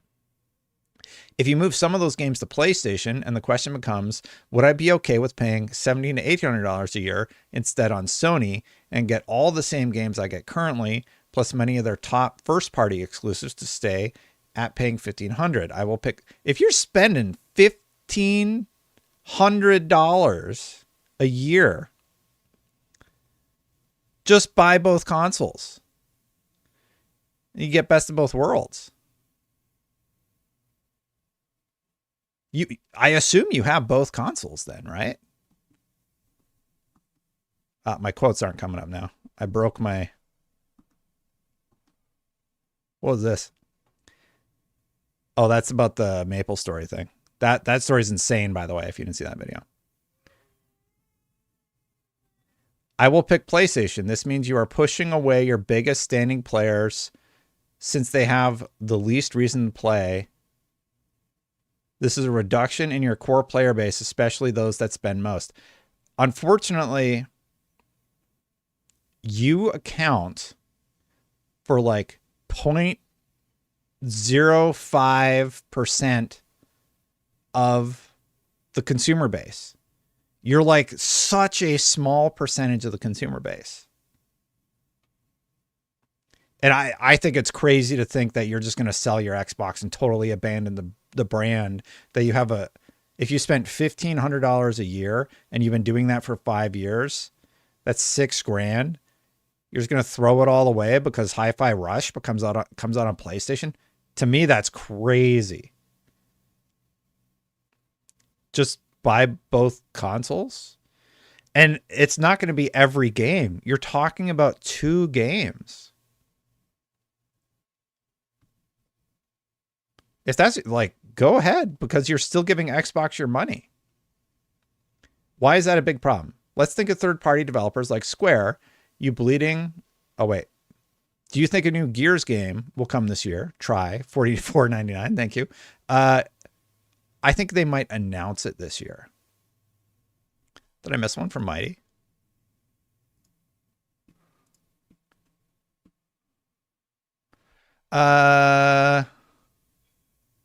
Yeah, I think we do. I think we see it teased. Why is that a big problem? Let's think of third-party developers like Square Enix. You bleeding over your highest paying players to PlayStation makes it even more likely for developers to sign exclusivity. And if they sell to you, what is the end result? Okay.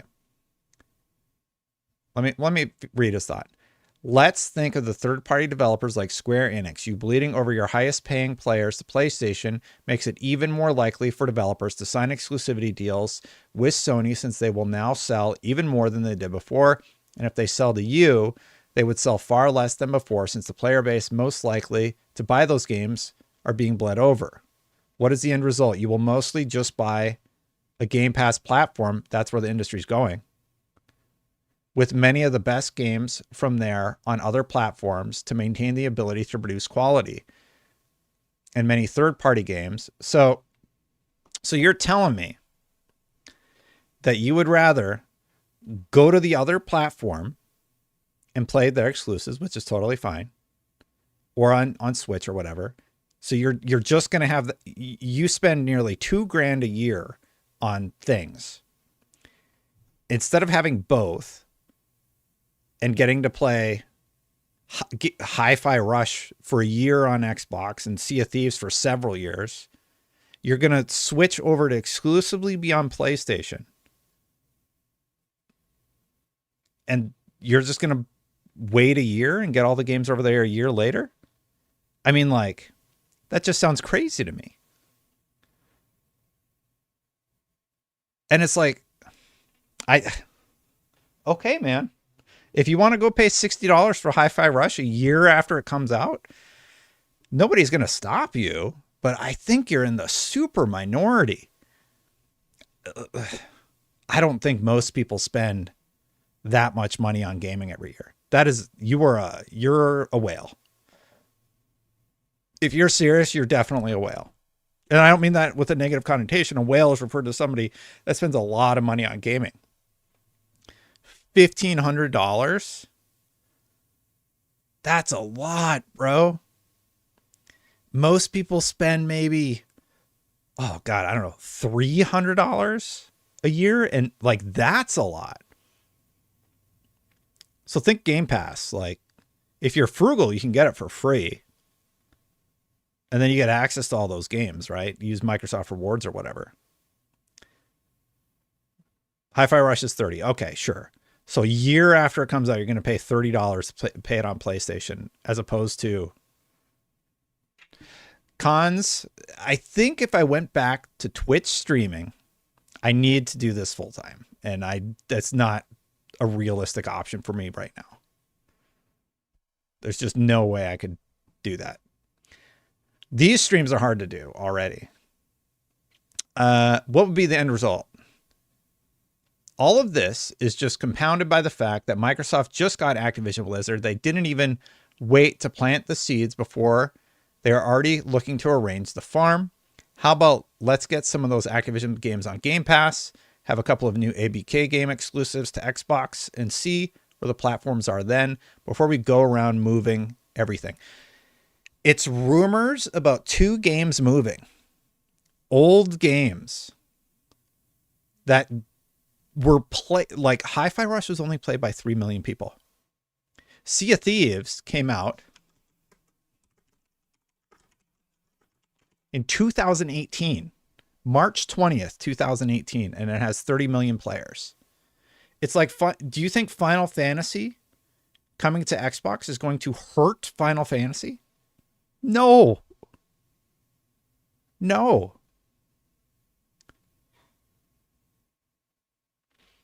Yeah, I think if I, like, the games that I would have spent money on, maybe $500 last year. I dropped a lot on the computer though, but part of that is like, that's a business computer, right? I use it for streaming. I use it for gaming. So yeah, it is a third party, but I don't know what to tell you. I don't think it's a problem. I just can't see it. I got the blinders on, y'all. I see this as a huge win for Xbox. Bringing a game that was only played by 3 million people to another platform so it sells more copies a year after it comes out. Xbox fans still get their exclusives for a year. Has PlayStation and Nintendo... Well, Nintendo has like it's not Halo, right? It'd be like Mario coming to Xbox.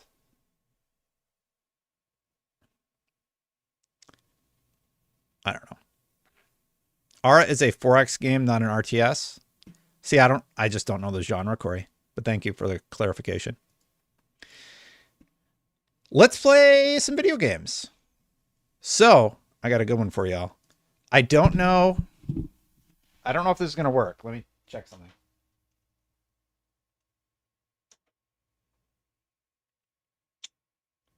All right. This is the part of the stream where everything might break. All right. So that one's not working.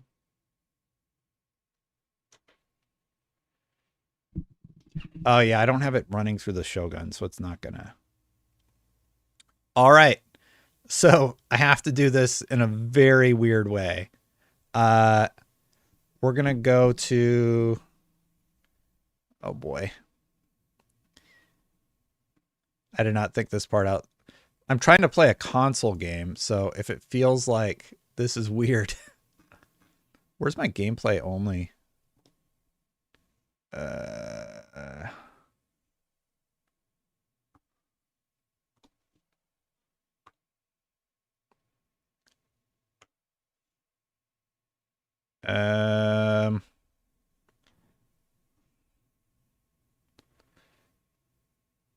Oh boy. I don't know what to do here. This is my long profile. Here's gameplay only. I have no idea what's going to happen. Special Nick. Is Special Nick here? Nick, if you're here, good day. What was the thing you were teasing on your show? Because somebody was like trying to be like, you should talk about what Special Nick is alluding to And they seem to indicate that it was a PlayStation 5 game or something. Let's see if I can bring up. Oh, I'll use scene. Oh boy, I'm gonna break everything, aren't I? And then tips. Sorry.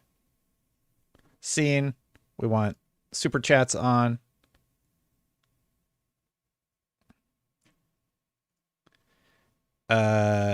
Gameplay. Turn that one on. Turn this one off. Turn that one off. All right, is this working? Yeah, it's working all right. All right, we're gonna play some Indiana Jones. I have to play with latency, so I don't know how well this is gonna work. But we're gonna play Indiana Jones. I'll just start rolling now. So what games are available for preload? Let's go to this store.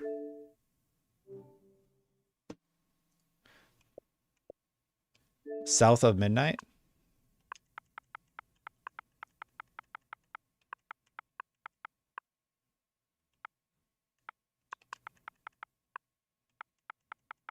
Yeah, there it is. Not currently available. So it's only through the app. I think I have HDR on. It looks a little gray. Let's see what I got installed right now on my console. Whoa, no, that's not the one I wanted. Did Special Nick ever get back to me and tell me about the super secret thing that he's not talking about? Shoot me a message on Discord. Let's see.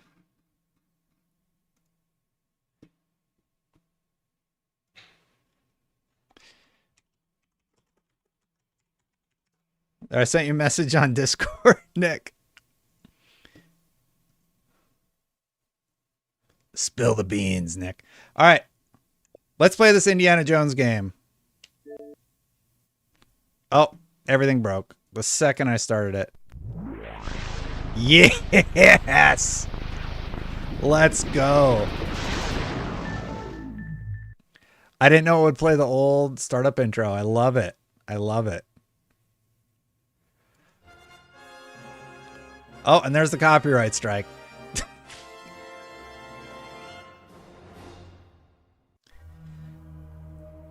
The collective worked on it. Why is the ratio wrong?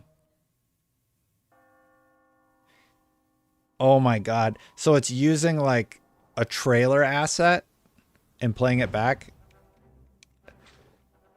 Oh, it's so bad. But the ratio's wrong. All right, let's. Oh my God. Okay, the gameplay looks better. Turn music off. We got to turn the music off. Sorry, everybody. Music. All right.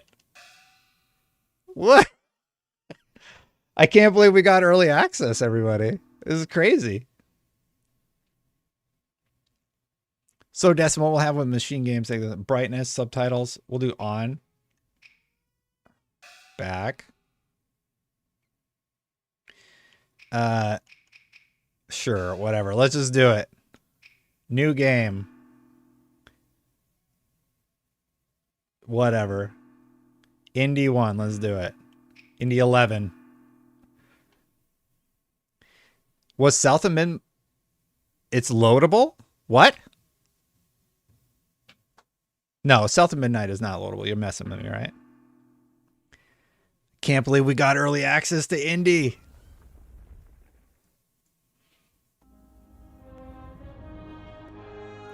I said I gotta mute it because this is I said no music.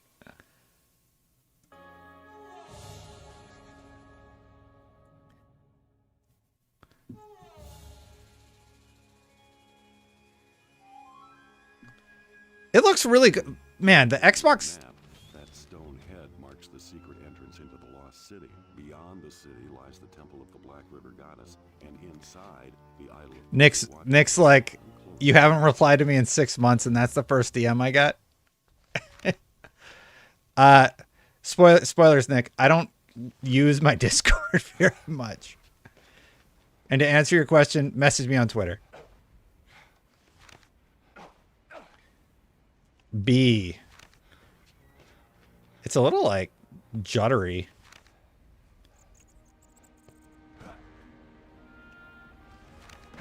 Oh yeah. Pull the left trigger once.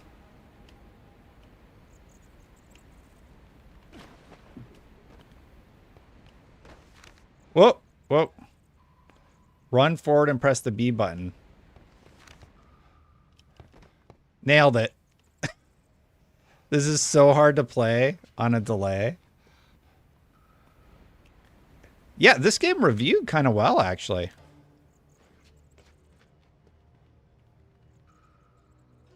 What's this over here? But I have it set up in a way. Lego Indie is definitely the better game. It looks pretty good. The back compat stuff, man. Yeah, the upscale res is awesome. It's an awesome feature on the original Xbox. Are the Legacy of Kain games back combat? Chat, I kind of want to go get my Legacy of Kain games. Can't believe we're playing Indiana Jones early. Voice acting is on point. Say hold it. Press the A button to replenish his health. All right. There's tons of latency because I'm playing off. I am still going to check out Suicide Squad. I will be playing it. I'll need to cut through these vines. Right hand? What? How do I use the machete, though?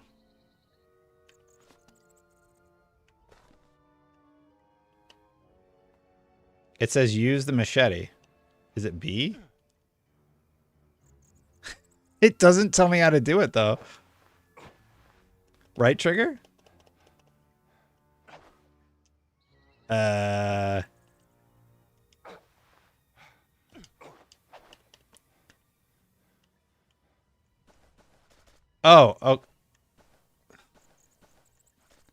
So you D-pad. There's no machete here, though. I could shoot the vines. Has anybody ever played this before? Ah, well, that's too much, Indy.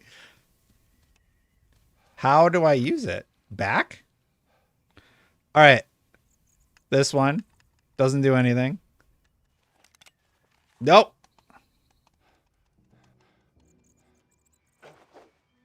That punches.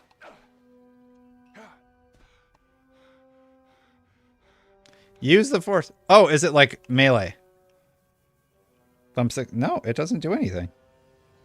How do I do it? Options.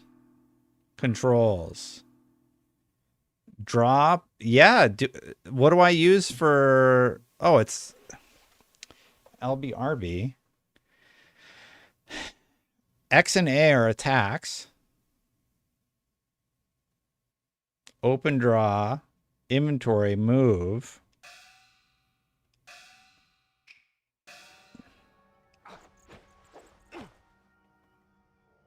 Use it.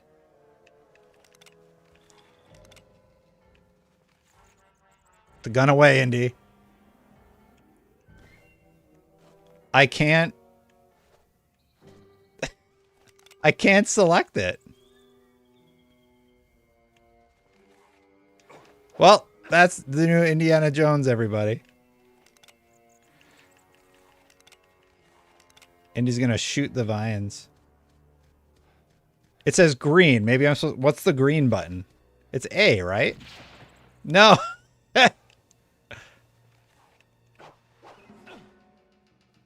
Do I hold A? A and right trigger?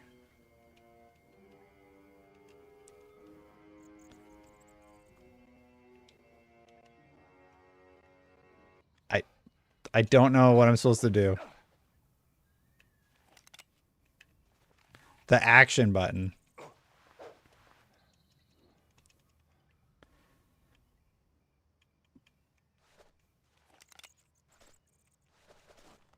Left and right.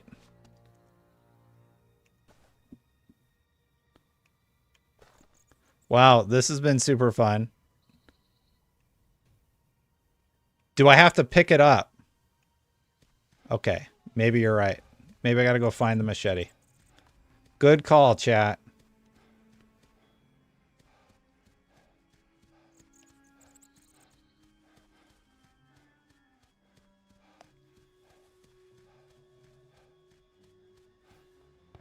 That's where I started.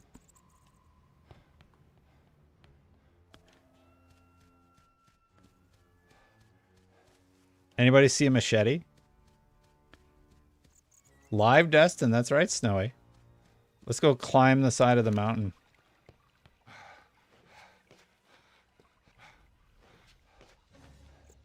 I mean, I gotta be honest. I'm playing with absolutely abysmal frame rate because I'm playing on the... And he will take damage if he falls. Oh, I made it! Exhilarating stuff. Press the Y button to pick up nearby. There's the machete. Chat was right. Whoa! No! Run away! Hold R while walking off. And then B to drop.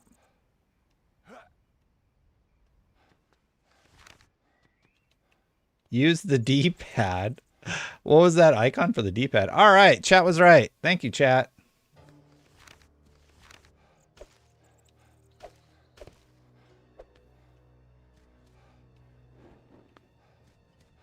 Good thing I brought my whip.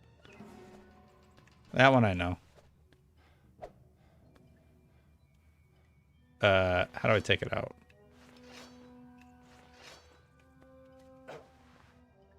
Equip the whip. How do I equip it? Oh my god. How do I equip it? This is a little frustrating. There we go. And then press A. This game's kind of cool. It's very handholdy. But apparently I needed it, so yeah. Door. Cutscene.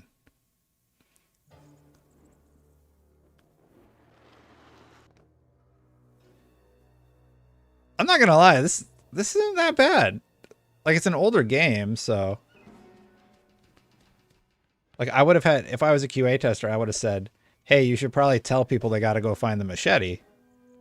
Because chat's smarter than me. Oh, I just realized the controls were inverted. Ivory hunters. These guys are no Boy Scouts. I'm gonna watch my back. Watch your back, Indy. Look out.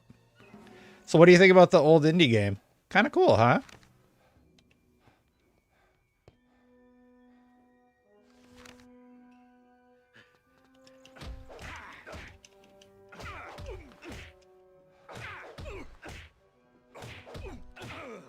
Are you telling me to murder him? Oh, you're telling me to... Put on my machete. And cut.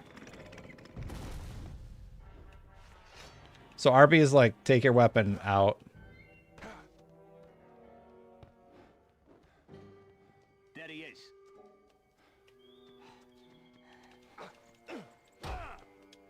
Oh, he's trying to grapple me. Kick him when he's down.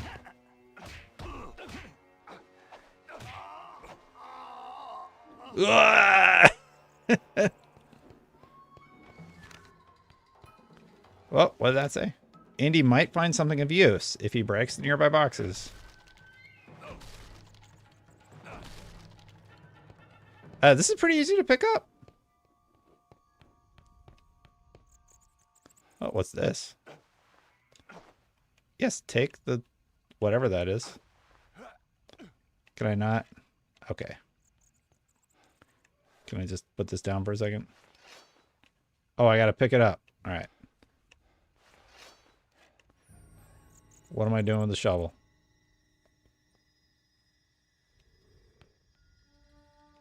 Why? Why did I pick up the shovel?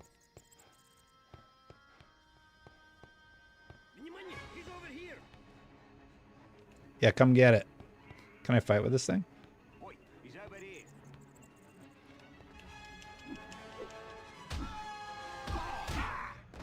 Yeah, take that, bad guys.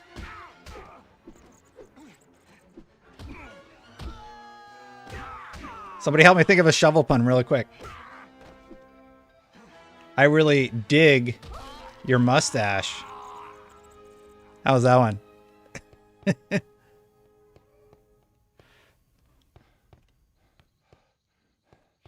All right. Well, that's the Indiana Jones game, everybody.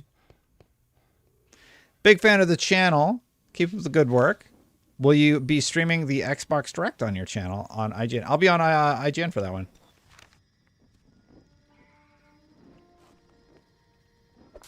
Whoops.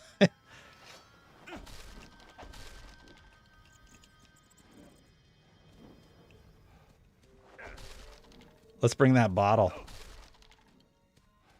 Who worked on this?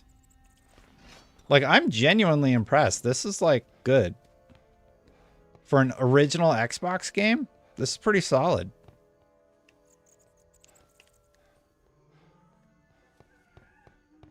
The Collective. Why do I know that name? Oh, I got the whip. Oh, yeah, let's go over there. All right.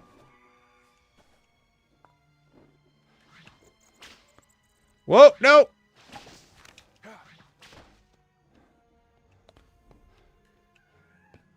If the gameplay is bad, it's because I'm playing with a tremendous amount of lag.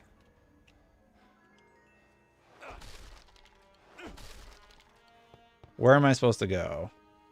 I think I'm supposed to go up there and cut the box down, right? I'm calling it Stalker 2 is going to be the shadow drop. No. I think Stalker 2 is going to get delayed, personally. And if any game gets delayed, that's the one I hope gets delayed. It's a little weird that you gotta switch your weapons each time. Hey, Nick. Oh, did you respond? Sorry, man. I'm bad at responding to people.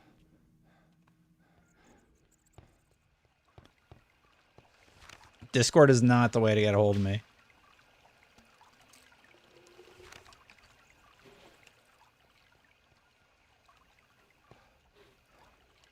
The only time I respond to Discord is like when I happen to open it. Why is this here? There's nothing here. You can DM me on Twitter, but you can DM me today on Discord. You want me to do episode 200? It's really hard for me to go on other stuff. Like go do other stuff right now beyond this. I'm struggling to keep up with my own schedule at the moment. That's why I could do like I could send you in a video. That I could probably do. See, I feel bad. I just feel like I'm letting people down. It sucks.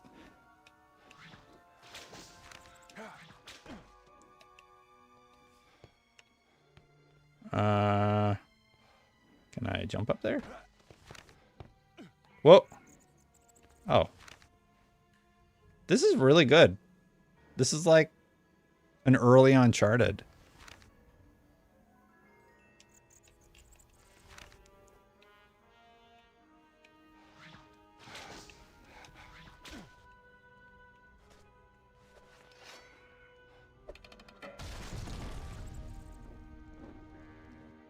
Now imagine I had done all that.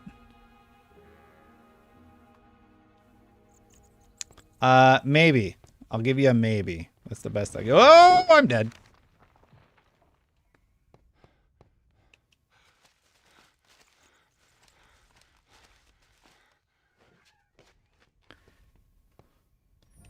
Do the... I don't sell the cookies anymore. We stopped the cookie business. It was like a lot. Whoops, not close enough. I don't know, chat. I kind of like this game. This is kind of fun. And this is an Xbox original title.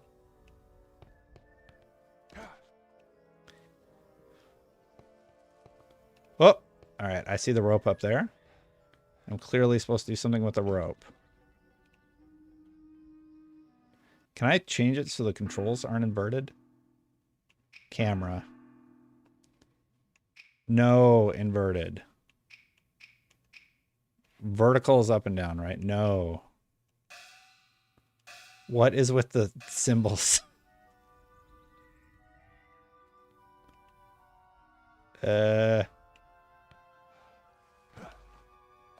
Water bad usually. Can he swim?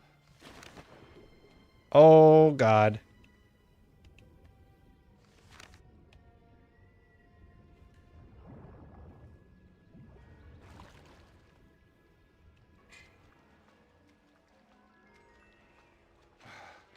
I take it back.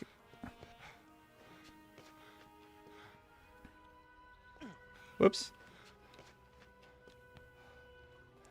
Sorry, chat. Nick's not going to spill the beans on whatever happened on his show that I don't know about. Yeah, playing a leaked build, guys. It's a real good. Breaking NDA right now. So clearly I have to go underwater for reasons. I hate underwater stuff in old games. Okay, there's something over here.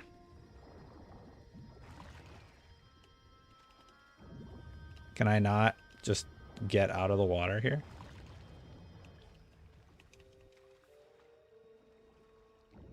Yeah.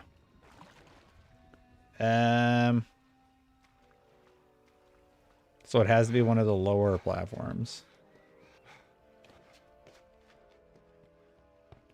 And there's this thing.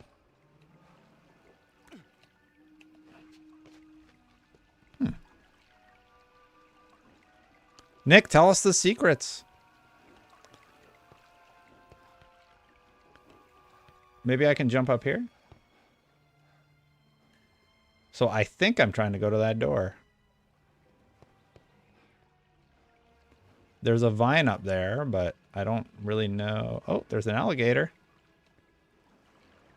Let's go back up.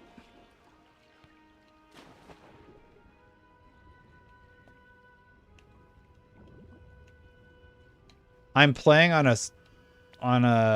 my second monitor, but I'm playing through the capture tool, which it's super laggy. It's really annoying.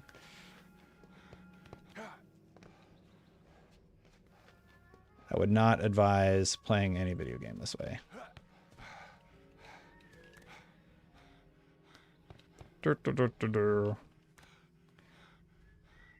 Climb up, Indy. What you doing?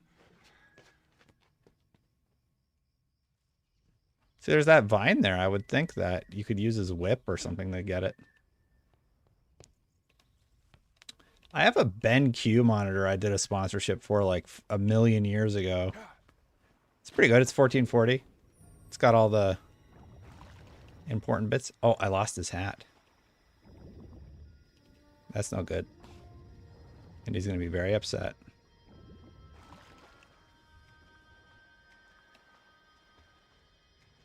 Chat, I have no idea what to do.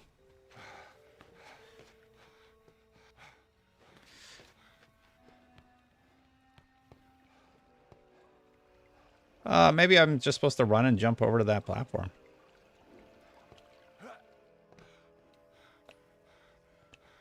Ah! Did not mean to do that. But yeah, I think I'm just supposed to run and jump over there. Stop it. Did you see the not rumor on the Xbox Era podcast about a big exclusive from another platform, PS5, coming to Xbox? Yeah, I said I think it's Returnal, but yeah. It's probably more likely Final Fantasy. I think Nick left.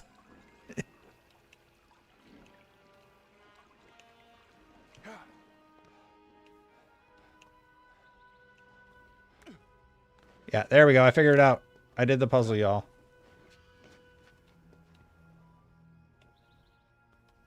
It says press. Oh, why would you? Dang it, Indy.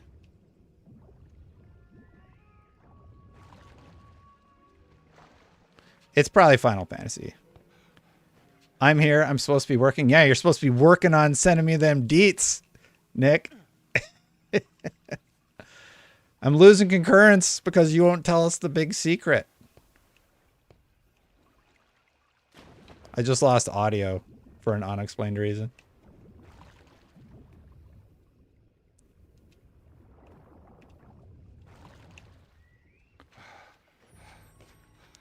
I lost game audio. One sec here.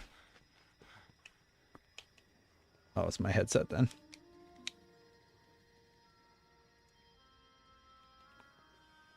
My headset is weird sometimes.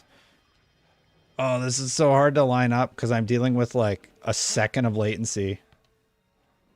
I'll have this fixed for the next stream. I feel like every stream I figure something out. That lag is killing me. I'm genuinely not this bad at video games. We made it. Uh-oh. Leap of faith. Haha. Wrong button. Keep an eye out for the American. When Beck wants his head. I think I can do that, Nick. Just depends on the day. Like, I gotta coordinate that stuff with my wife. Oh, this is bad. Hey. Okay, like, Indy, I know you're strong and everything, but... Where is he? How do I shoot the gun?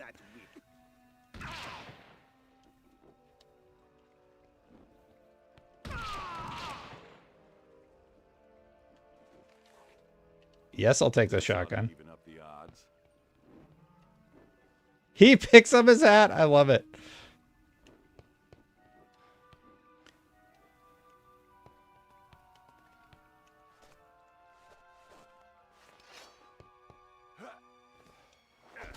No lie, I think this game's pretty fun. And I bet it'd be even better if I wasn't playing it super laggy. Alright, so... Yeah, I'm supposed to go...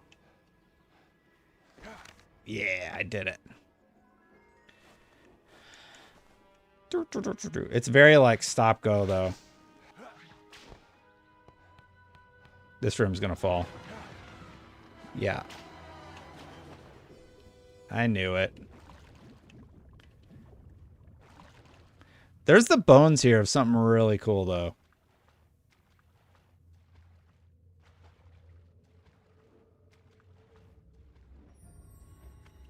I'm actually playing a really cool game. I have to check the embargo info. It's not Xbox. It's a PC game. But I'm very excited to talk more about it. Oops. Why didn't he jump?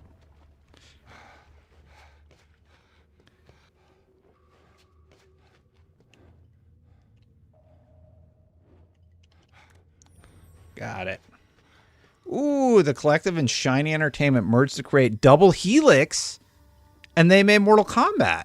Or not Mortal Kombat, Killer Instinct. I didn't know that. That's awesome. This is Uncharted, but like years before Uncharted.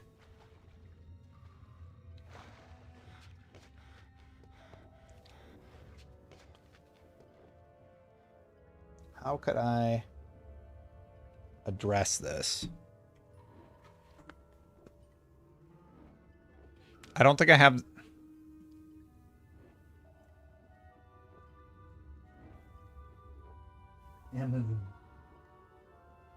Where is this output going? Sorry, 1 second. I might be able to fix the latency issue. That's awesome.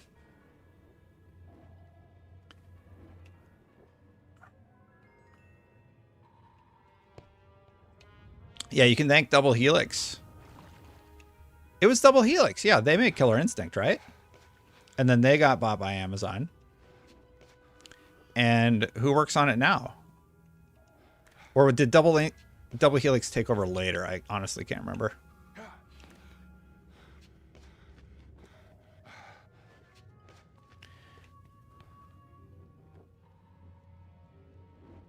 Yeah, they were shut down. That's right. All right, we made it through. Oh, yeah, let's go take this. I'm sure nothing will happen. Oh, great.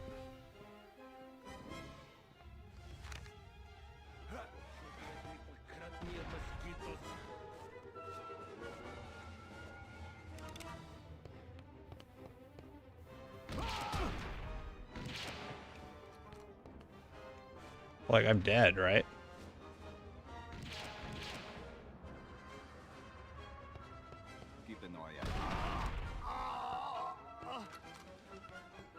Here's the plan. I go pick up his gun. And that's how I don't die.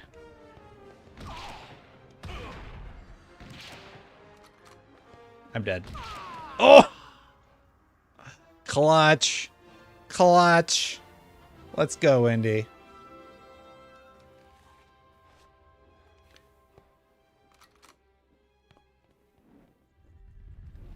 And that is the new Indiana Jones game. Never before seen footage.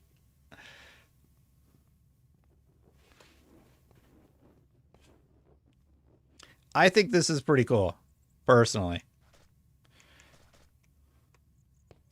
Like, I think I'm going to stop, but like, I would keep playing. Do you want to keep playing or do you want to do something different?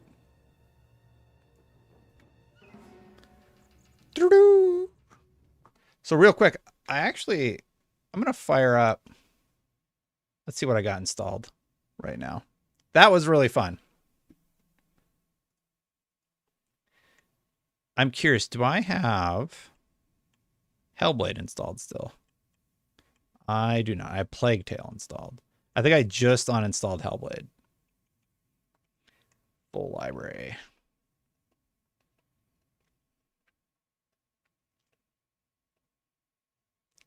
Keep going. Play Killzone.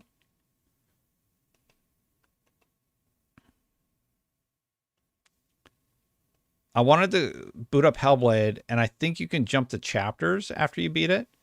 It's in cloud. Here, we'll just do a real quick cloud play session with Hellblade. We're jumping over to Hellblade, and we're going to play over the cloud.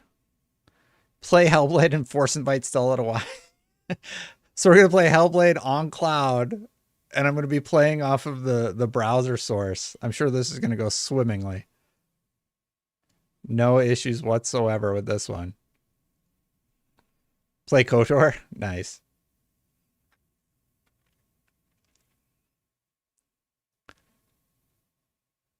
Yeah, is there anything I missed covering off on today? I think we covered off on all the things that are happening. Oh, I didn't film any reacts.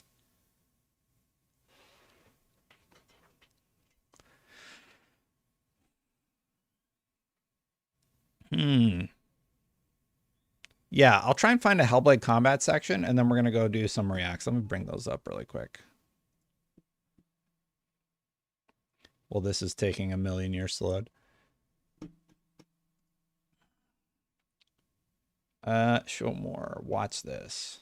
Okay, here's some of the reacts I have queued up. We're still waiting on Hellblade. Why consoles are going extinct. Yeah, let's do that one. And the declining value of Call of Duty games. I don't play Five Nights at Freddy's. Original, there's like an hour of original Xbox commercials. The GTA scandal that nobody remembers.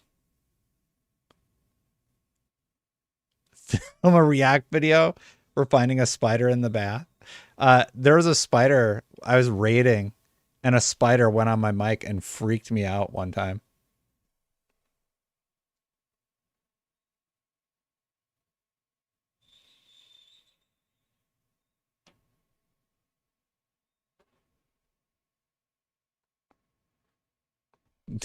Destin reacts to why AAA games are unstable.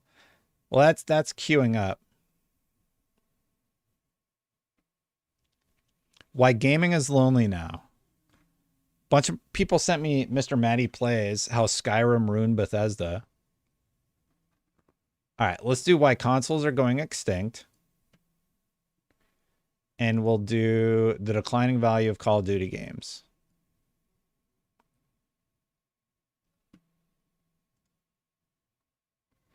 Wait time's 10 minutes. So we're just going to do the reacts. You know what? Could I install it? What's faster, waiting for the cloud or just straight up installing it? Let's see. This might... Nope. I did not mean to do that. My goodness. All right.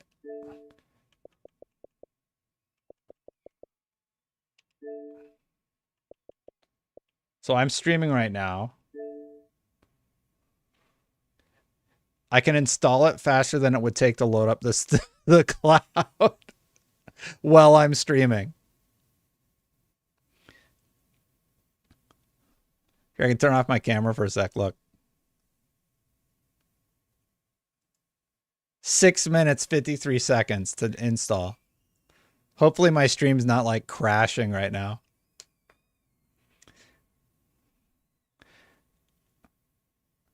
All right. So let's do a reacts video. We got all these ads playing and stuff.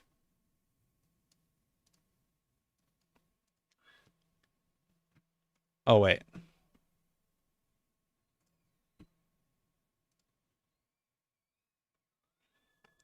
So this is one that I agree with. Let's see here. Talk scene. Oh, yeah. I'm going to record this like it's a VOD, too. Let's get all set up here. Turn off gameplay. Do display capture. All right.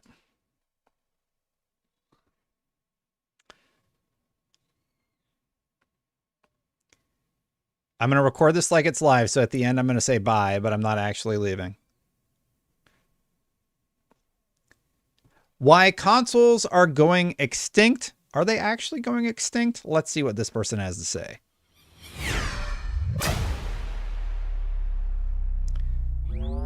All right, so this video today that I'm reacting to, it's called Why Consoles Are Going Extinct. It is from Going Indie. Let's hear it. Piece of hardware has been more important than the console. It brought video games to our homes in the 80s. Will you be the one to experience the Nintendo? Hold on a sec. Since the creation of video games, no piece of hardware has been more important than the console. It brought video games to our homes in the 80s. Will you be the one to experience the Nintendo Entertainment System? It popularized them in the 90s. 16-bit Super Nintendo. And transformed home entertainment in the 2000s. For decades, consoles have pushed the world of gaming and technology into the future. So, consoles are amazing. I love my consoles. I do wonder, now that technology and internet speeds and everything have caught up, are they still going to be as popular? I'm really curious what's going to happen with many these. Consoles being combined to create supercomputers for governments or banned from certain countries because of the console's advanced technology. Was that true? Did the PlayStation 2 and PlayStation 3 thing turn out to actually be true? PlayStation 2 became the repeated target of war-related media coverage. Every console generation seemed to propel us forward, bringing something new, powerful, or innovative. But in the past 10 years, consoles have fallen behind, with many people jumping ship to PCs and phones. What was once a console-dominant... I agree with that. I do think the phone market, everybody's sleeping on it. Everybody writes it off. The phone market is growing very, very fast. And I think we've hit a point where, like, graphically, we don't really need more powerful consoles. That's not what moves the needle. Look at how well the Switch is done. I don't think the Switch's success is due to its graphical power. I don't think anybody would argue that. But it's done better than any other platform. Industry it's the games. A place where consoles sit in third place, slowly losing market share year after year. Losing market share. Investing in video game stocks may be bad in the long term. With with many investors telling new game makers to avoid consoles. We sit in these seats as venture capitalists, and I think if a founder came to us and said they were going to try and start a game and ship it on console, we would be like, what? Why? But back in the old days, it wasn't PC versus console versus phone. It was console versus console. Yep. These console wars brought us the greatest gaming hardware generation after generation. But the constant battle for dominance has driven the very thing we've been fighting over to its grave. And Microsoft is behind it. Game. So here's the thing. I don't know about the Microsoft behind it thing, but the problem is you can build PCs for less and less now. The console isn't really necessary. You can stream stuff to your television. Everybody's getting in on the mobile market right now. Like the mobile market is exploding. And if you're just thinking about console units, it hasn't been growing. It's largely stagnant. The PlayStation 4 sold fewer units than the PlayStation 3 in its lifetime. Granted, it could still get there, but I mean, that should tell you a little bit about where things are at. The Switch is like a crazy use case. Console wars. The console wars. Like console wars and console wars. Oh, am I in this? Orcam Read, for people with reading difficulties. Meet the Orcam Read. Whoops. Sorry about that. Before I die. Sorry about that. 1 second. Since the creation. No. I'm gonna have to edit this now. Where were we? We weren't that far in, right? That ad screwed everything up. Man, everything's broken now.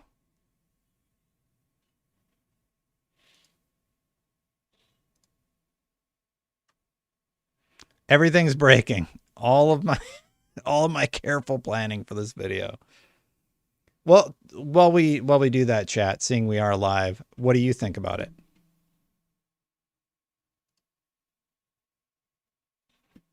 Everything broke all at the same time.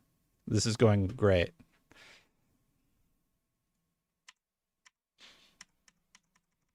I think we were like a minute in.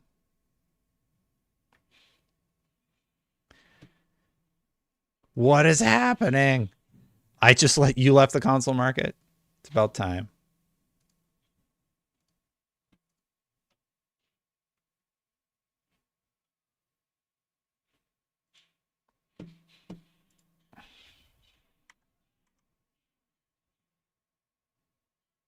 Okay, stop.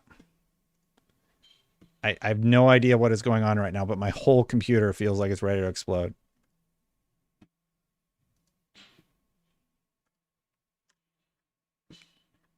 Just play. To talk about today's sponsor, NordVPN. Sponsors are important for the channel because half of all of our sponsor revenue goes to help fund indie developers. And unlike so many sponsors that have reached out, I actually reached out to Nord myself. As someone who travels for work, I sit in multiple airports every month. And usually my internet service in there is garbage. So instead... What is happening? One second. YouTube's going nuts right now. All right. I think it finally caught up. Am I? Does it like screw up if ad block's on? Let me turn it off. Whoops. Pause. Let's be real. Life can get tough to say the least, and especially Turn off for YouTube. Maybe that's why it's screwing up. Okay, yeah. There we go. No. It's because ad blocker turned back on. All right, here we go. reached out. I actually reached out to Nord myself. As someone who travels for work, I sit in multiple airports every month. And usually my internet service in there is garbage. So he has a little blue I bar spend for the hours ad to work read. on I very like that. sketchy public airport internet. But thanks to Nord, I'm able to use that airport Wi-Fi safely because I don't have to I do worry like about my Nord. data or passwords I wish being they would compromised. sponsor me. I just flip a switch and I'm good to go. So with the Going Indie discount, you can get 4 months extra on a 2-year plan by checking out the link below. It's risk-free with Nord's 30-day money-back guarantee. Pretty sure Hellblade's done. All these great services. So as someone that has used multiple VPNs over the years, I highly suggest NordVPN, and I want to thank them for sponsoring us and helping us fund indie developers. Long before I was around, the first console war began. A war waged by Atari and Intellivision. Oh, Though God. The Atari was the first and is the most well-known. The Intellivision had better graphics and sounds. And found Intellivision played much more like real baseball. Looks more like you should be comparing whiskeys, not game consoles, but this was the beginning of the console wars, and the smear commercials by Mattel were actually working. In the 80s, the Intellivision had a real chance at competing with Atari, and as a result of the competition, the console market was on the rise. Sadly though, as home gaming was just getting a foothold, crisis struck. And the video game market crashed in 1983. Crashed big The gaming time. market was saturated with low-quality games, and people were more interested in purchasing personal computers. Do you think another crash is coming?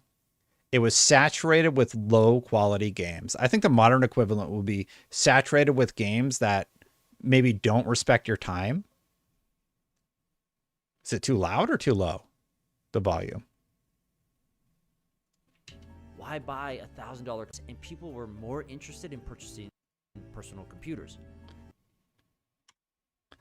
So the question is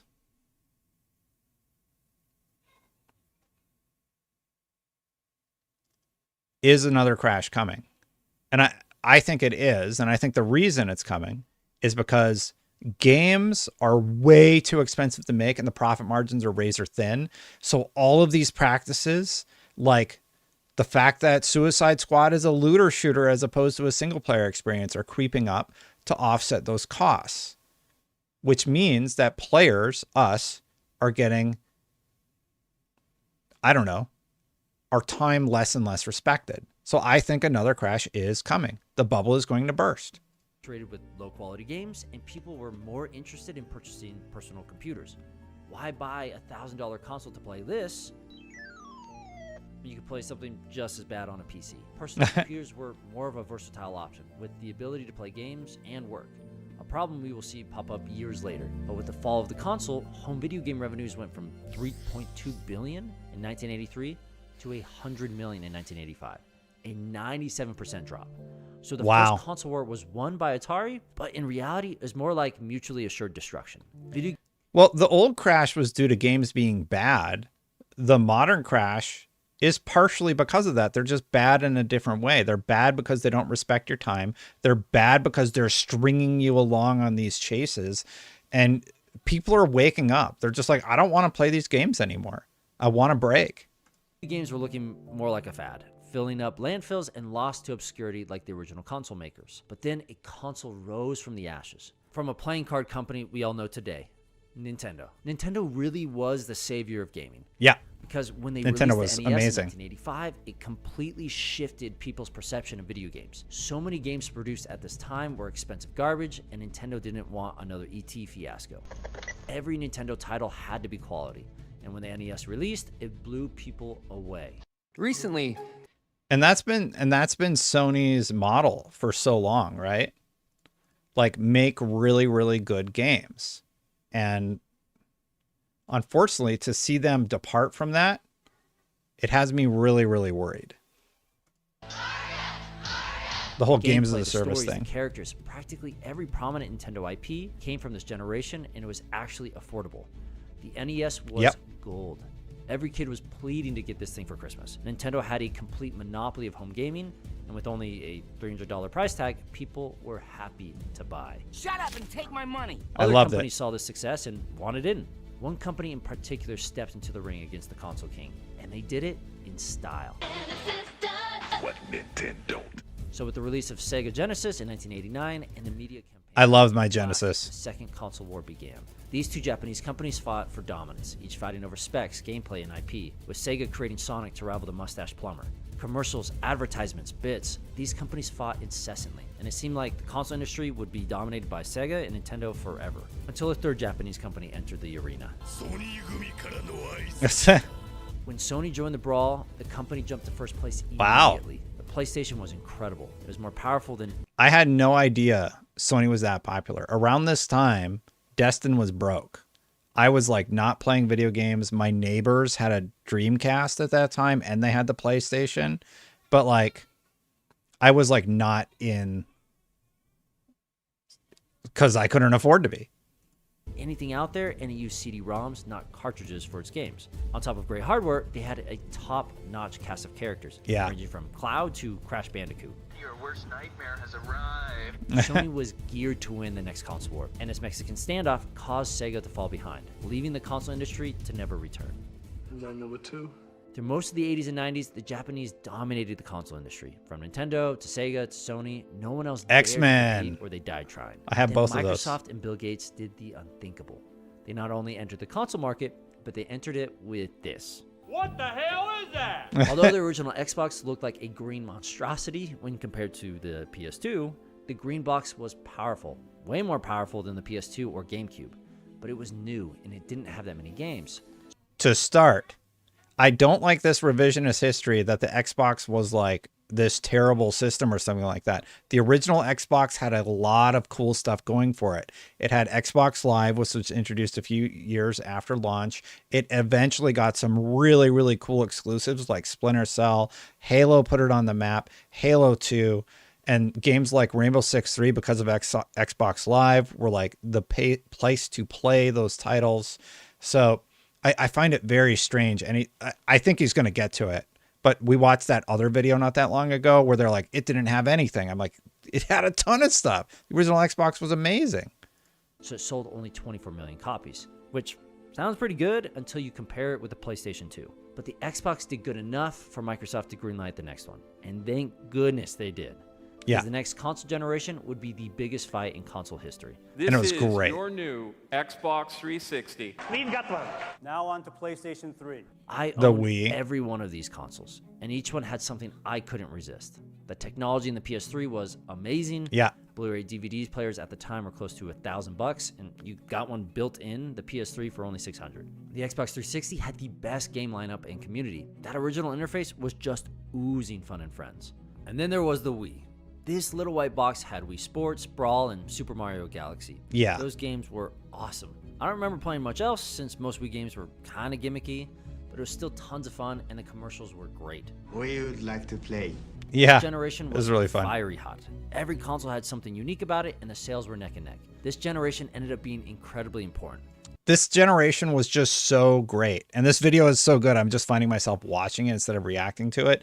But go check out the video if you don't want to hear my commentary. This was like the generation. I actually saved up Mountain Dew bottle caps so I could enter the Mountain Dew competition, and that's how I got my 360. I had to straight up buy my PlayStation 3, and it was the most expensive console at the time, but I wanted that 60 gig unit. The 60 gig unit was the best one that you could get because of its backwards compatibility and what I could do, and I still have that unit today.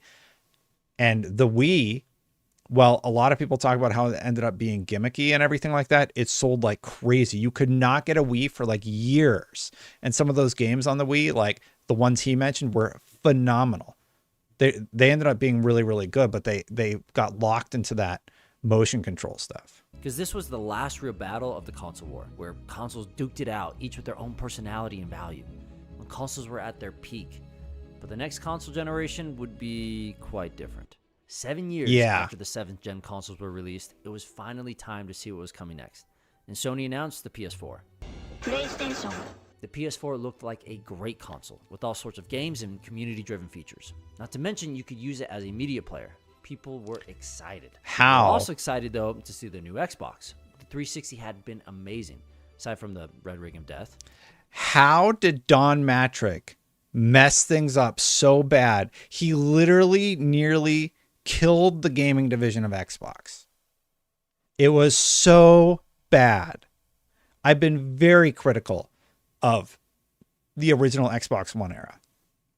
I just can't believe. And players couldn't imagine what the Xbox announcement What happened? had in store. Go to Internet Explorer. Skype. When you're exercising, it can read your heartbeat. The announcement was bad. It was really Will that bad. be debit or credit? It was super, super bad. To the point that Phil Spencer and Satya Nadella had a really long conversation about Don not coming back. Whoop. it can read your heartbeat. The announcement was bad. People weren't sure if this was a console People or some booed. kind of device to watch movies and Skype your friends. I'm looking forward to you showing off the great work we're doing with our partners at ESPN. I felt like Microsoft talked about everything but normal games. They were so focused on being the future of family room technology, they forgot why people buy consoles in the first place. The whole conference was memed with the TV. It was done. And then Matrix, being an idiot, he like dunked on the people who didn't like the announcement. Games. Fortunately, we have a product for people who aren't able to get some form of connectivity. This- It's called Xbox 360. Like, are you serious? Were you ever PR trained? Even when they did talk about video games, it was controversial because it was uncertain if you could play your titles offline or even share them with your friends. Sony, of course, saw all of this chaos and had a little fun with the controversy. This is how you share your games on PS4. Here you go. Thanks. Sadly, the Xbox One flopped on release. That video, it's perfect. Like the marketing of that, how to share a game, it's perfect. And it wasn't the only one. A few months earlier, Nintendo released this horrendous thing. A console that allowed you to play games on a tablet, but you couldn't really travel with it. So it was like this console wannabe handheld thing. I didn't get it. Does it sound like the modern PlayStation handheld? It does to me, which is bizarre. And neither did most people. It failed hard. This was the first time Nintendo wasn't profitable, and the company was struggling. Everything but the PlayStation was crashing and burning. Xbox lost its identity as a gaming console, and Nintendo made a console that was trying to be a handheld. By just making a normal console, Sony immediately won the battle. But the divide just got even bigger, thanks to exclusives. The amount of exclusive games PlayStation had was leaps and bounds better. Want to play Halo? The PlayStation 4 was so good compared to the Xbox One. The Xbox One era was bad. Xbox has admitted it's bad. Everybody knows it's bad. I am curious how he gets to everything's Xbox's fault, though. Halo 4? Buy an Xbox One or just play it on the Xbox 360. Whatever, who cares? Want to play any of these games? Yeah, buy a PlayStation 4. So Sony won the battle. But unlike any other console fight, this one would have long-lasting consequences. Such an impact that the Wii U would be Nintendo's last console. Huh? What about the Switch? Some people are really stupid. The Switch isn't a console. It may sound crazy, but hear me out. Yeah, it sounds kind of crazy. I'll hear you out, but it's a console. Let's look at the creation of the Wii U, and I think it will explain why the Switch isn't what we normally define as a home console. Since the N64, Nintendo had been in second place to the PlayStation, losing over and over. So Nintendo branched out with the Wii, no longer competing on specs, but instead taking a blue ocean approach with a focus on unique gaming experiences. It worked. But like I said before, the Wii was kind of gimmicky, and Nintendo knew they couldn't do the same gimmick twice. So when the new console was in ideation, leadership noticed something. Nintendo had been losing the console war to PlayStation for years, but they had been winning the handheld war. No one even came close to Nintendo's dominance. So his argument's that it's a handheld. Idea. People love Nintendo handheld so much, why not package one in with the console? Someone at Nintendo had a great idea with the Wii U, but had bad execution. Instead of making a console with handheld capabilities, they needed to make a handheld with console capabilities. Sound like something? The Switch is first and foremost a handheld. It is a hybrid device for on the go that can also be plugged into a TV. And it's brilliant. Nintendo had been playing in two markets for 30 years, dividing the resources between the console and their handhelds. But with the Switch, they could focus on making great games for one platform, mobile hardware for any situation. So Nintendo exited the console war in 2017. Nah, I mean, they changed their strategy. I wouldn't say they're just like, oh, we're not in the console war anymore. But they won. Nintendo won, period. No one's coming close to Nintendo anytime soon. I don't agree with his whole premise. And he's framing, right? It's called framing when you frame something like this way. He's like, here's why we can't talk about Nintendo. Because they won. Nintendo won. Period. So, but let's hear what he has to say. And I don't see them ever making a return. Which leaves us with two. The duopoly. Yep. For years, the PlayStation and Xbox have fought for the right to say, we're the best. Best games, most storage, top-of-the-line graphics, with adamant fans fighting with them. But when the Xbox One fell behind, the leaders of Microsoft gaming division realized something. This loss was going to hurt. Unlike any other console generation, this gen introduced digital games. Games that could be played on any future console. And here's the thing. I think Xbox is going to exit the console race. They'll still make a console, but they've said for years that that's not their metric of success. It's Game Pass subscribers. It's people playing their games regardless of platform. And sure, Sony can keep doing the console thing, but we know that their profit margins aren't where they need to be.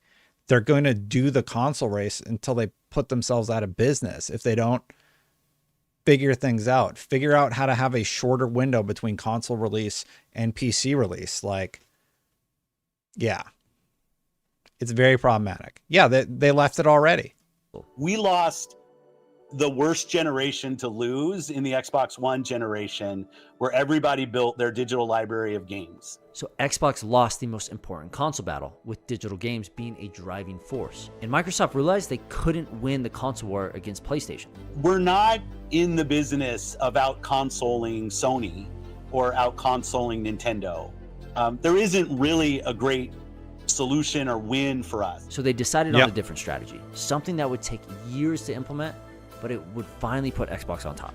The Xbox Series S, it's a lighter power console because you can still cloud stream to it. You can install a few games on it, but their strategy is services. They've been literally saying this to us publicly and loudly for years. And then everybody gets really surprised when their older titles go to other platforms. Like, it's just their strategy is not exclusives. That was made very clear when they purchased Activision Blizzard.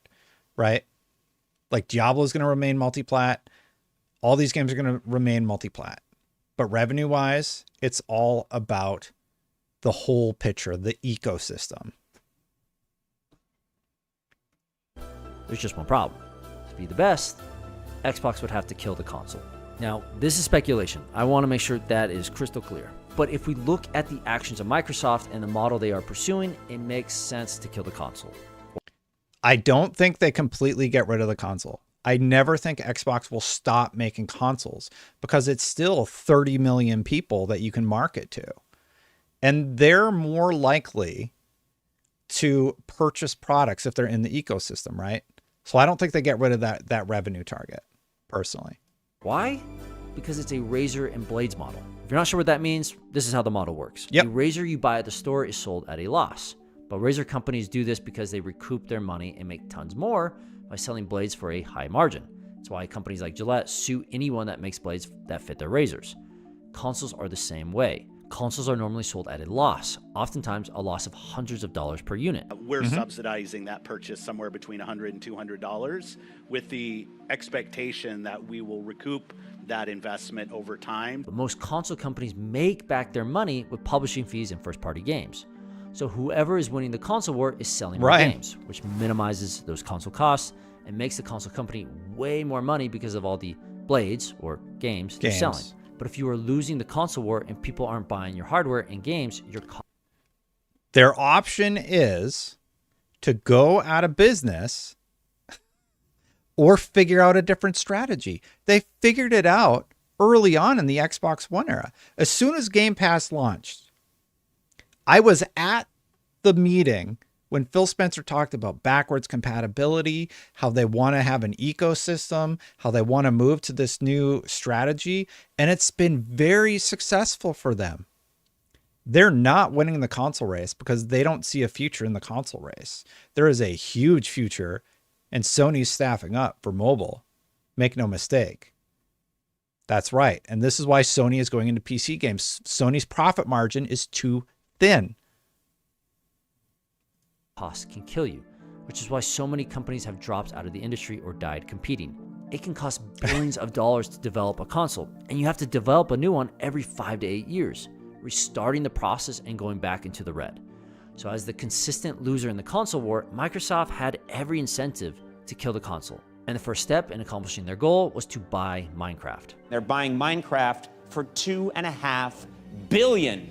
I love Conan. At the time, many thought this acquisition was an odd choice. If Microsoft was trying to save the Xbox One, why buy Minecraft and then not make it an exclusive?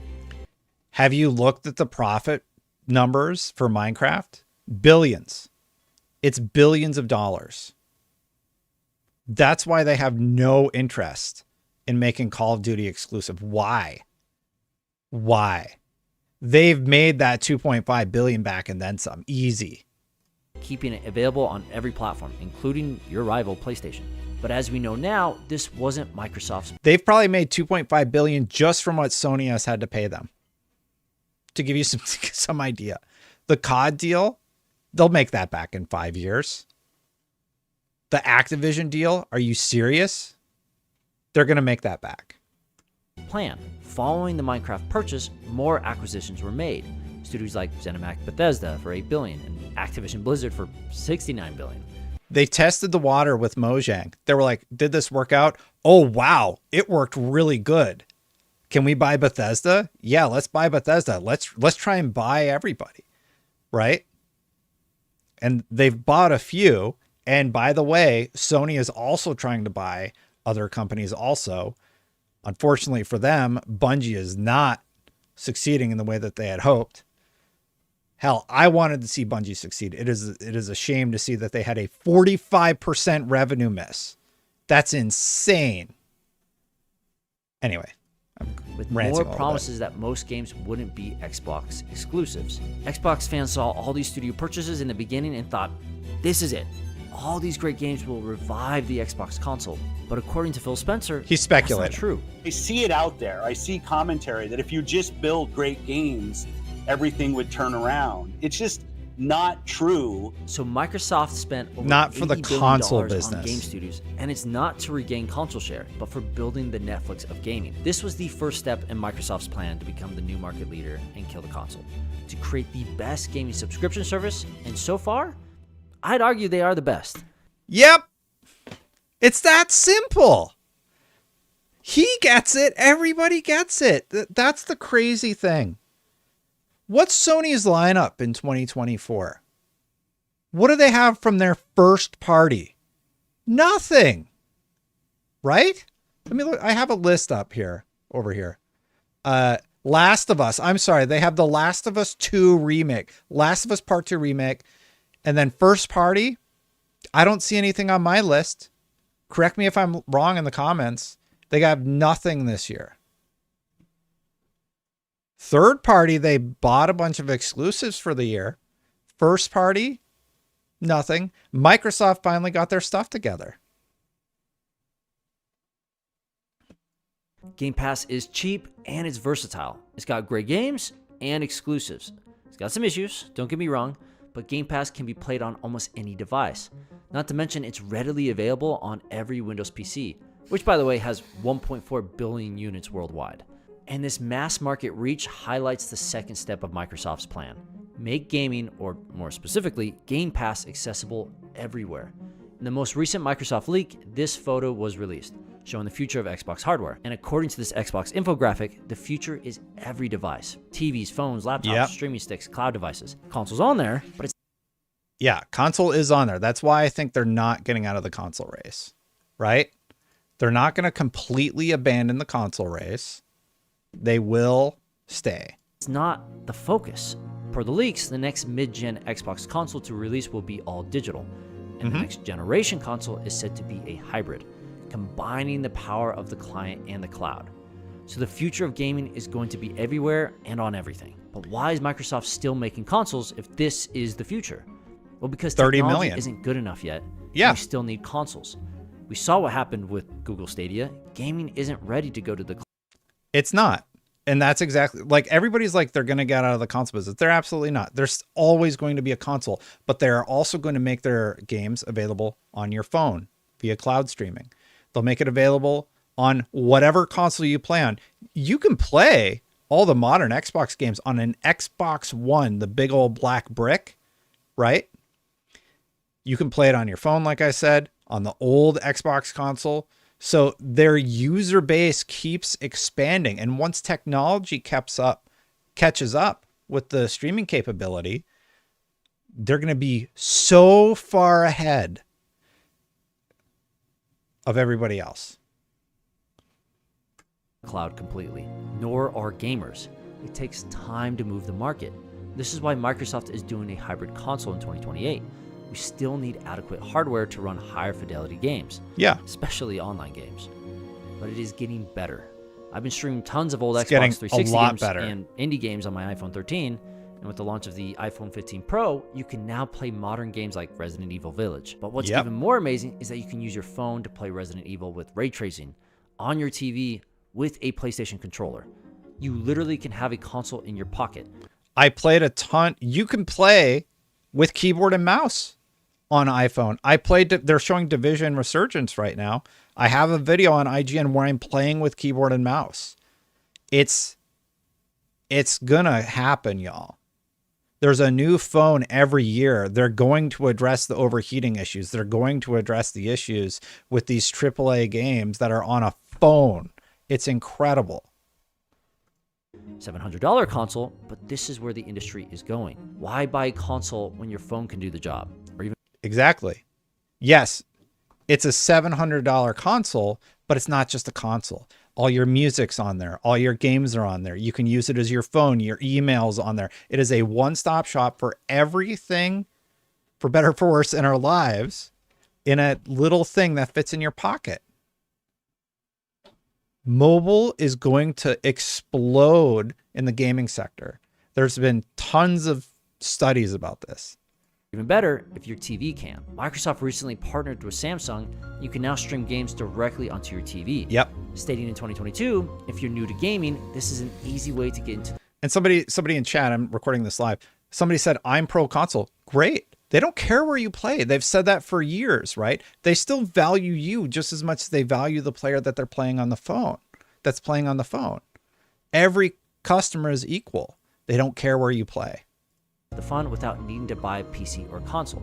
So Microsoft bought up all sorts of video game IP, and they are making their games accessible on everything. But one last obstacle has been standing in Microsoft's way: the console war with PlayStation. Microsoft needed to get people to stop fighting over consoles and start fighting over subscription services. And a golden opportunity presented itself in 2017 with the release of Fortnite. You see, in 2018, you could play Fortnite with your friends across any platform. PC to PlayStation, PC to mobile, Xbox to mobile, except one. You couldn't play Xbox to PlayStation. Crossplay between consoles wasn't possible. But if anyone remembers, crossplay between consoles was available for a hot minute in 2017. That's not true. Crossplay between consoles is possible. Epic refused to pay PlayStation the fees that they were demanding for crossplay. And there's a huge, I made a video about this. PlayStation's the reason that you couldn't have crossplay for games like Destiny for years, for Fortnite. There's a huge lawsuit about this. So let's not say it wasn't possible. He's probably going to get to it. Do you...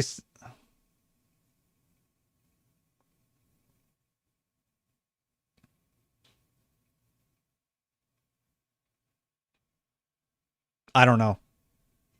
I don't know the answer to that. I think that's a very complicated, layered question, personally. I don't know. But Fortnite exposed what was really going on. When Fortnite released, Epic Games accidentally turned on crossplay between consoles. Epic claimed it was a bug and crossplay was fixed, but players weren't dumb. We saw what was possible, and the cat was out of the bag. Cross-platform play between consoles was totally on the table. It was literally just a click of a mouse away. Crossplay between PlayStation 4 and Xbox One is very easy to execute. But Sony didn't like that. As a console leader, you don't want cross-platform play with your competitors. Online exclusivity was a core tenet of the hardware at the time, and it helped PlayStation dominate Xbox. If you can only play games with your friends on the PlayStation Network, then your friends are going to buy a PlayStation, not an Xbox. But if you eliminate that exclusivity, you remove a reason to buy a PlayStation or even a console. So Phil Spencer and Xbox saw this crossplay drama as their way forward, with Phil Spencer stating in a tweet he would have liked to see Epic Games leave it on, referring of course to cross-platform play with PlayStation. So players, companies, and Phil Spencer were all asking PlayStation to turn on crossplay, putting Sony in a pickle. But it got even worse when Fortnite was released for the Switch. At the release, Nintendo and Microsoft And partnered mobile. up. From Minecraft to Fortnite, most multiplayer games were being launched as cross-platform. Nintendo, of all companies, was partnering with Microsoft, and people were outraged with PlayStation for not joining forces. And do you see why a game like Sea of Thieves going multiplat isn't an issue? It's good for the Xbox brand. It's going to help them. It's going to help that franchise thrive. The tension was high, and Sony was backed into a corner. Finally, 2 years after Fortnite was launched, Sony relented.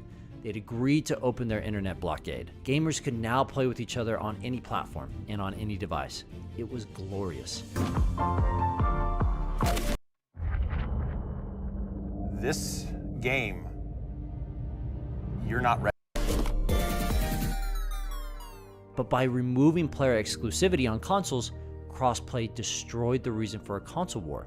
Why fight over which console is better when we can all play together? Yeah, specs were still important, but most people understood Xbox and PlayStation are basically the same technologically. And if you really care about specs, you were part of the PC master race. Silly console peasants! The only thing that still matters is exclusives, but with the introduction of all these cross-platform subscriptions, we won't get console exclusives in the near future.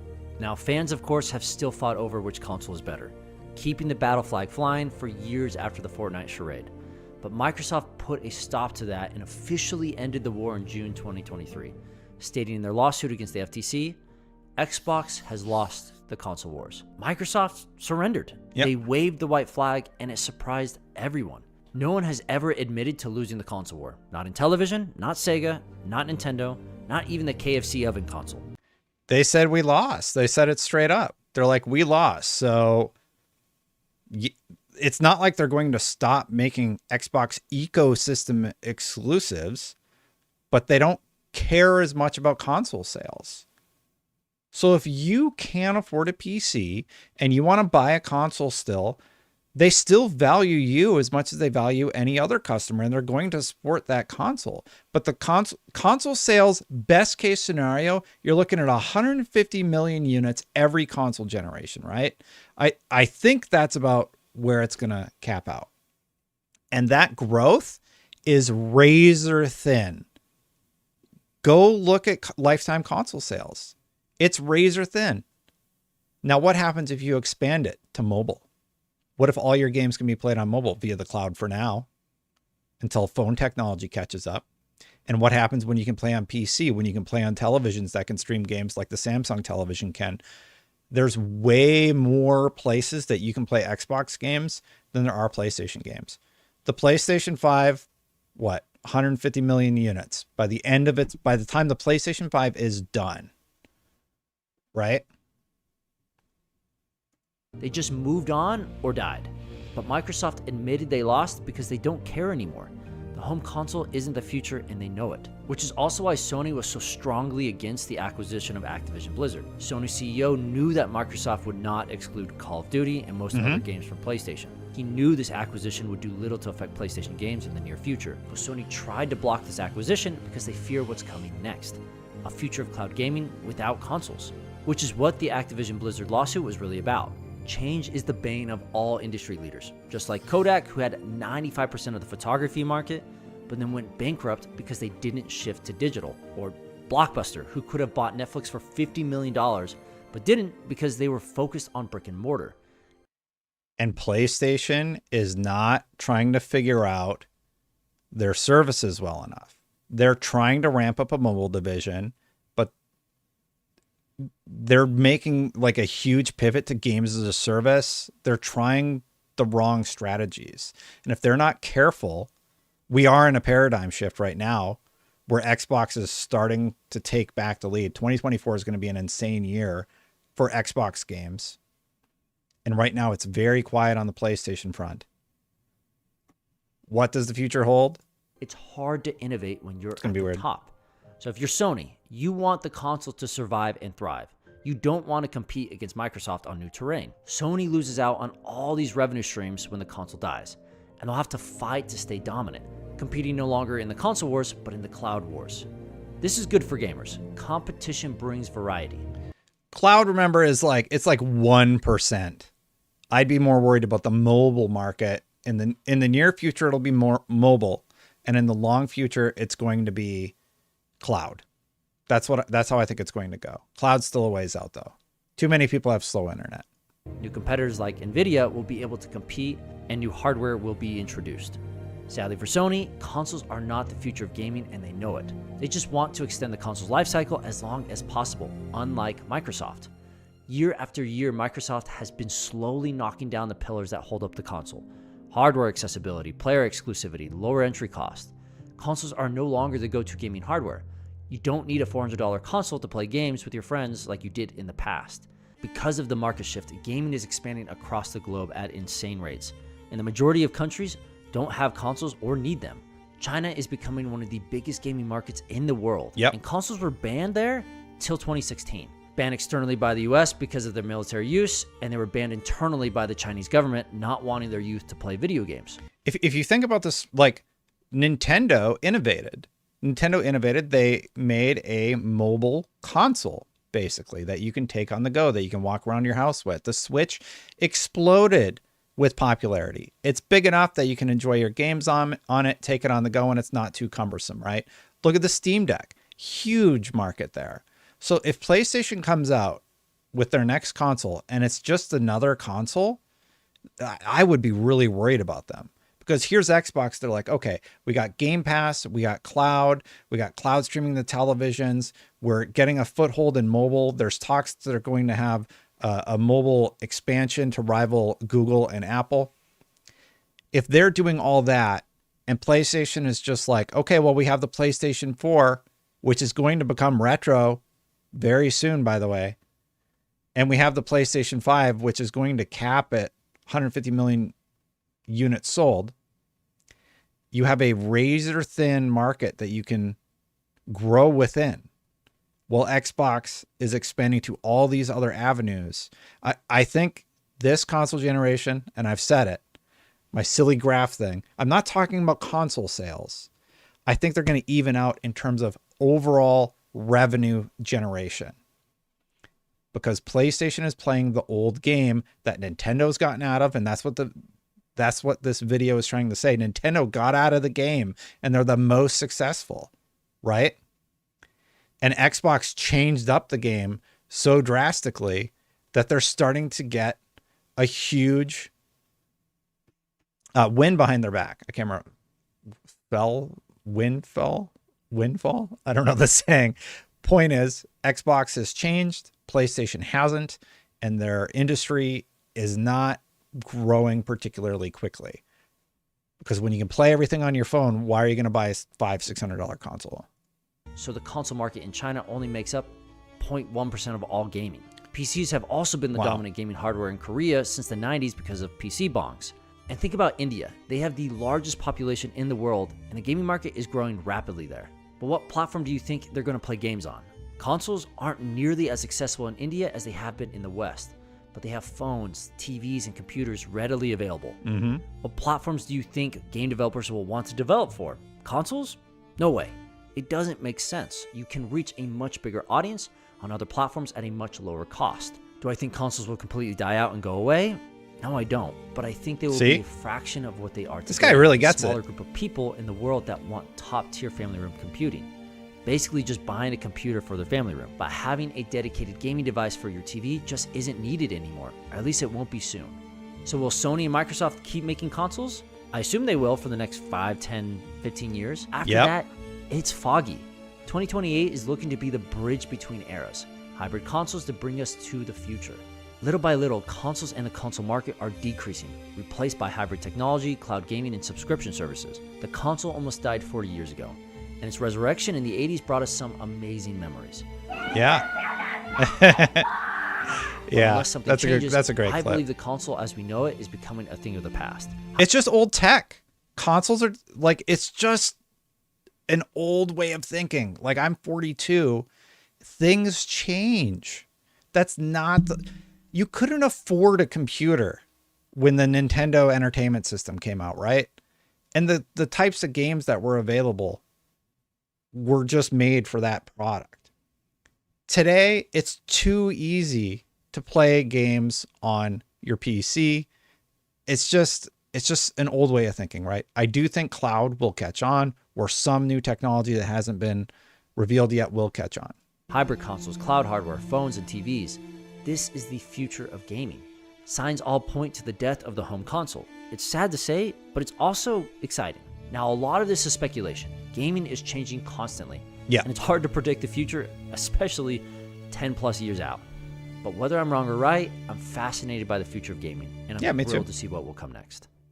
Thanks everyone for joining. This week, I want to highlight our Discord community. We are now doing monthly challenges and weekly events, all centered around building a successful indie studio. This is really cool. So this YouTuber goes by the name of, and I'll go check out his video. Go give it a ton of love, tons of thumbs up. It's Going Indie, 76K, on road to 100K. What an amazingly well-produced video. Really, really liked it. I don't agree with that the original Xbox was like not cool or something. I don't think that's what he was trying to say. But besides that, makes a lot of good points about the different strategies and how the industry is evolving. Thanks for watching, everybody. If you're watching live, I'm not going anywhere, but I'm recording the outro right now. Hit that subscribe button, hit that bell if you like this video. Thank you so much for watching, everybody. If you want to become a member, did you know that you can click the join button right below the video you're watching right now and become a member to support this channel? I really, really do appreciate it. Just click join. It is right down there. Thank you so much. I'm going to get out of here, and I'll see you for the next one. Bye for now, everybody.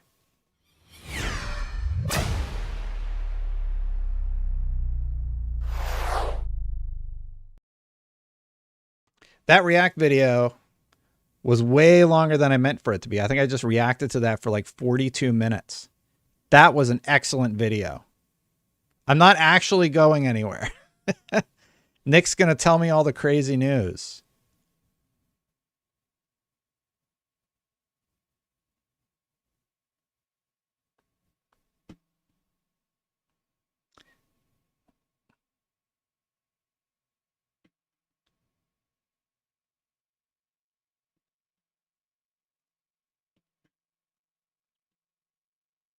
I'm not actually going everywhere. I said I wasn't going to leave and everybody like bounced.